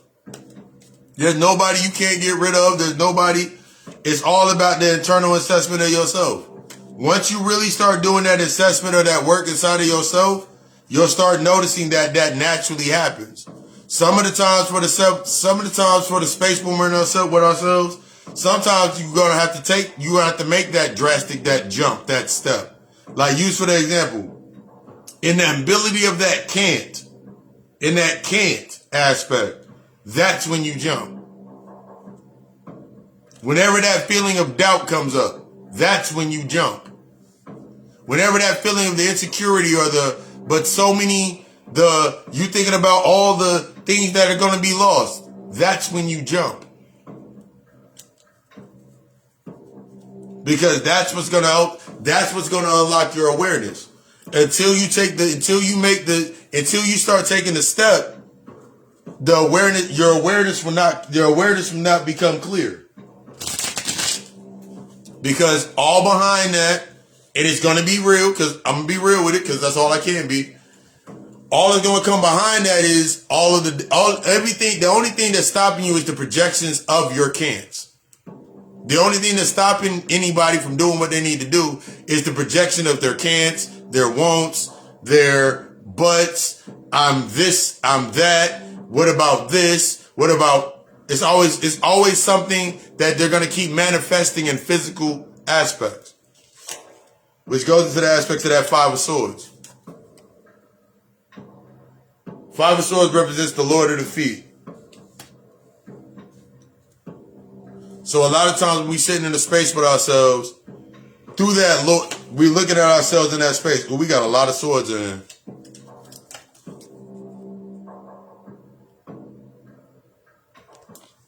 So we're looking at a lot of conflict and change with sorrow. But this time, through that space, oh yeah, I'm doing this collective reading. I'm also doing readings. The readings are donation based. Let me throw that back up in there real quick. Donation based readings. Donate what you can. Donate what you feel you can. There's the link right there. But yeah, I'm doing a collective real quick. I'm looking at the energy right now, reading the energy inside of that space. We got the Five of Swords. Five of Swords represents that aspect of feeling the defeat that's coming to the end. Three of Swords represents that decision. Letting go of that pain. Tapping into that energy because that goes into the moon. Represents the aspects of change, investment, moving forward. This pulling too. A lot of swords being pulled off. Represents the earned success. Everything that you earned inside of that space, that was only based on your past. It was based on what you went in there with. What you're coming into now, reading that energy into space. What you're coming into now is coming into the aspects we talking about that balance all night. It's time to assess your balances. A lot of times we look at ourselves in our space and we're so focused on what we're going to lose, it takes away from the clarity of what we will gain. That goes into the aspects of the worth. On one end of that scale is the aspects of pleasure. That means release. Pleasure symbolizes release. On the other end of that scale, we're thinking about the aspects of possession. So, as we're looking at the scale, as we look at the scales, got that Libra energy in there right now, Aries energy. As we look at the scale, you got to ask yourself a question. Is what I'm holding on to,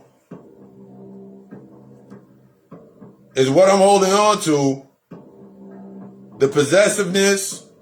Remember, the devil represents possessiveness, that holding aspect. That old aspect, that imbalance of the pleasure. Right now, that possessiveness, that same energy that started that's the energy that's tipping the scale now. That's that out of balance. That goes into the aspects of the universe. That means opening into that new space. Stepping into that void, that unknown. So going into that space, as you letting go, it's what do you? It's the unknown that people get scared of. It's the starting. It's not the starting over. It's the starting. Because you don't start over. You start. It's a new cycle. It's a beginning. Things must end for other things to begin. And a lot of times our blessings get you blocking the energy that's supposed to be coming into your space because of what is being held on to. As much as we think about, oh my God, I say this all the time. When we're going into a space with ourselves and we're thinking about reaction, we're thinking about comfort. When you come to a space of the heart, you realize comfort is simply reaction. As long as I can react, I'm in comfort. That means as long as I can wake up and I know exactly how to react, whether it's avoidance, I'm acting out one of my traumatic acts, I'm acting out my trauma. See, when we're inside of these spaces, your reactions are based on acting out. You're acting out the trauma. You're acting out the experience. So as long as you're stuck inside of that space, it's going to be pleasurable to an aspect of yourself. That's why a lot of times we don't move from a lot of spaces, because we still get pleasure in the negative space of ourselves. It still gives us the ooh, because we can react to it. That leads into the aspects of that Nine of Wands, which represents that Lord of that strength. That strength is going into that unknown. That cycle, the cycle is ended. It had to end. You're at a point with yourself where you're like, you know what? Nah, this not going anywhere forward. You've done everything. You've done everything that you could do. You know you have. The Hierophant represents the aspect of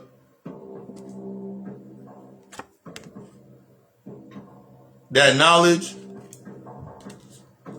That's what you're taking into the unknown. That's what you're taking into that void with yourself. This requires that new aspect. In order to use this new information, you got to step onto that journey, that path to going forward. You ain't moving forward, then ain't nothing going to happen. You're going to keep getting the same things. That's what goes into that Ten of Swords. Ten of Swords represents that ruin. See, a lot of times we don't go on the path because it's not. One of the biggest misconceptions of doing the healing is the release feels good. The release is not supposed to feel good. The release is the heaviest part. The release is the heaviest point of the process. When you're releasing, when you're letting go, that's when it comes up. That's the weight. That's what you feel. So a lot of times people sitting there, I'm releasing and I feel so, Releasing heavy as hell. Because you got to acknowledge what you're releasing. See, when you're releasing and you feel good, it's a feeling. It's the feeling. Because now it's an expectancy. I feel good. Now things are coming into my space and things are coming to your space, but you're just attached to those things. Because you didn't exclaim or expound upon what you released. If I release anger, I got to deal with all of the weights and go to the root of my anger. If I release insecurity, I have to deal with all of the weights of the insecurity. The same way when you call your power back to you is the same aspect of when you release it. If I'm calling my power back to me, I must define what I put my power in. So if I put my power into countless what I thought were dead-end relationships, the only way that I can own that power is I didn't have a bunch of dead-end relationships. These relationships were variants of my own internal conflict. I have not dealt with. My track record in this relationships, whether it was one relationship, was 19 years, 7 years, no matter, the result of that relationship is the sum of what I did not deal with. That's what I saw in that relationship. Now, if this power comes back to me, now I can go through the process. Rather than me sitting there like, I release it all. I'm seeing that Empress energy. The Empress is the daughter to the Hermit. The Empress is the internal. See, there's a lot of scales on this one. Y'all out there feeling there's a lot of balance on this one, that internal aspect. Dealing with those internal aspects. Dealing with those, it doesn't matter when you start. It just matters that you start. What matters most, there's two things that matter.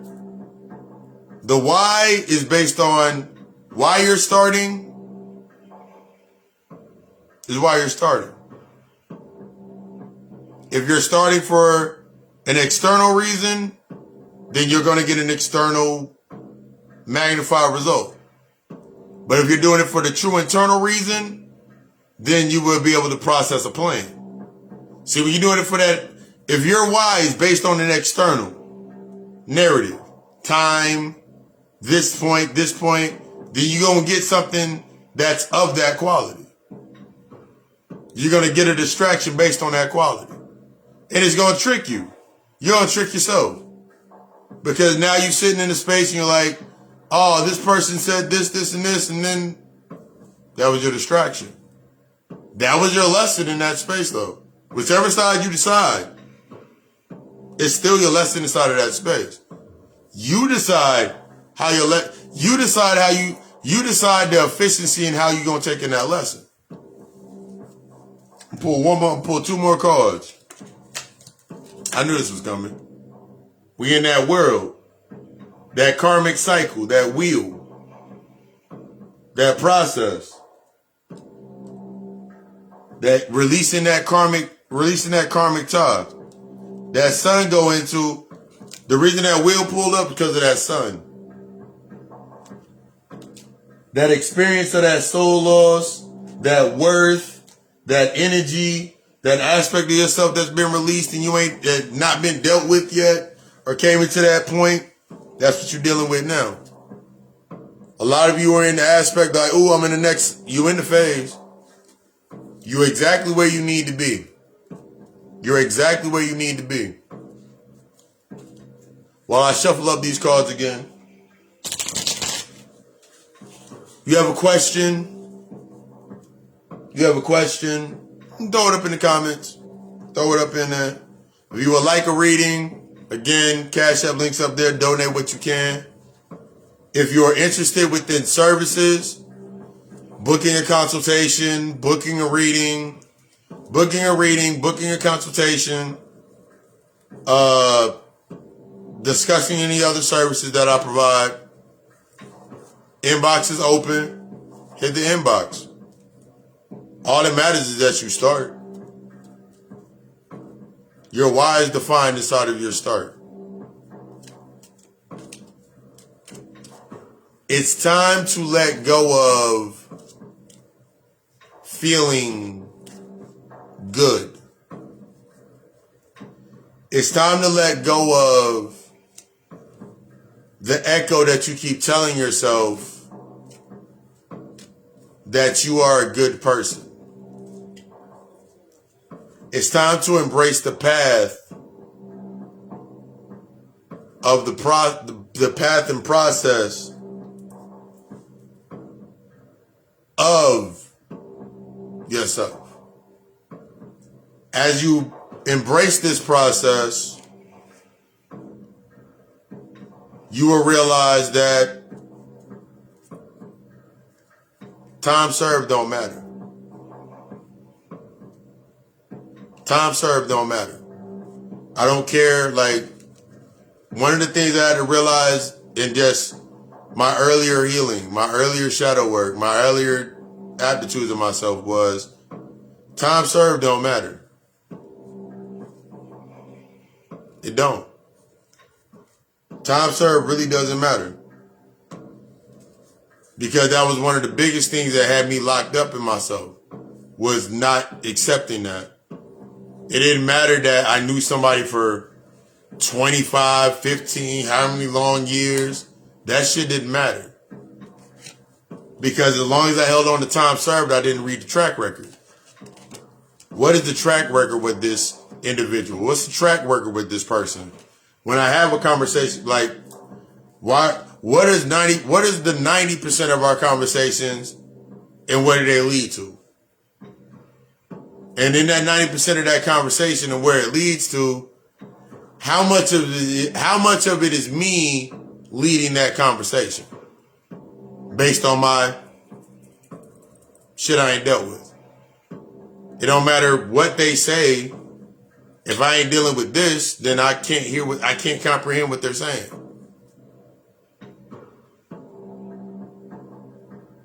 I desire you to be the fucking best. You have to realize that healing is destructive. It's going to require a level of honesty that is going to force you into your true vulnerability.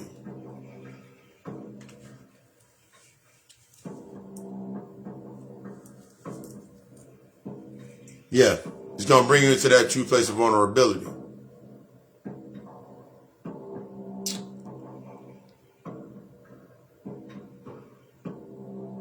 I desire you to be the fucking best. Again, hit me up in the inbox. Just have that conversation. That's where it starts. I love you. We love us. Ashe.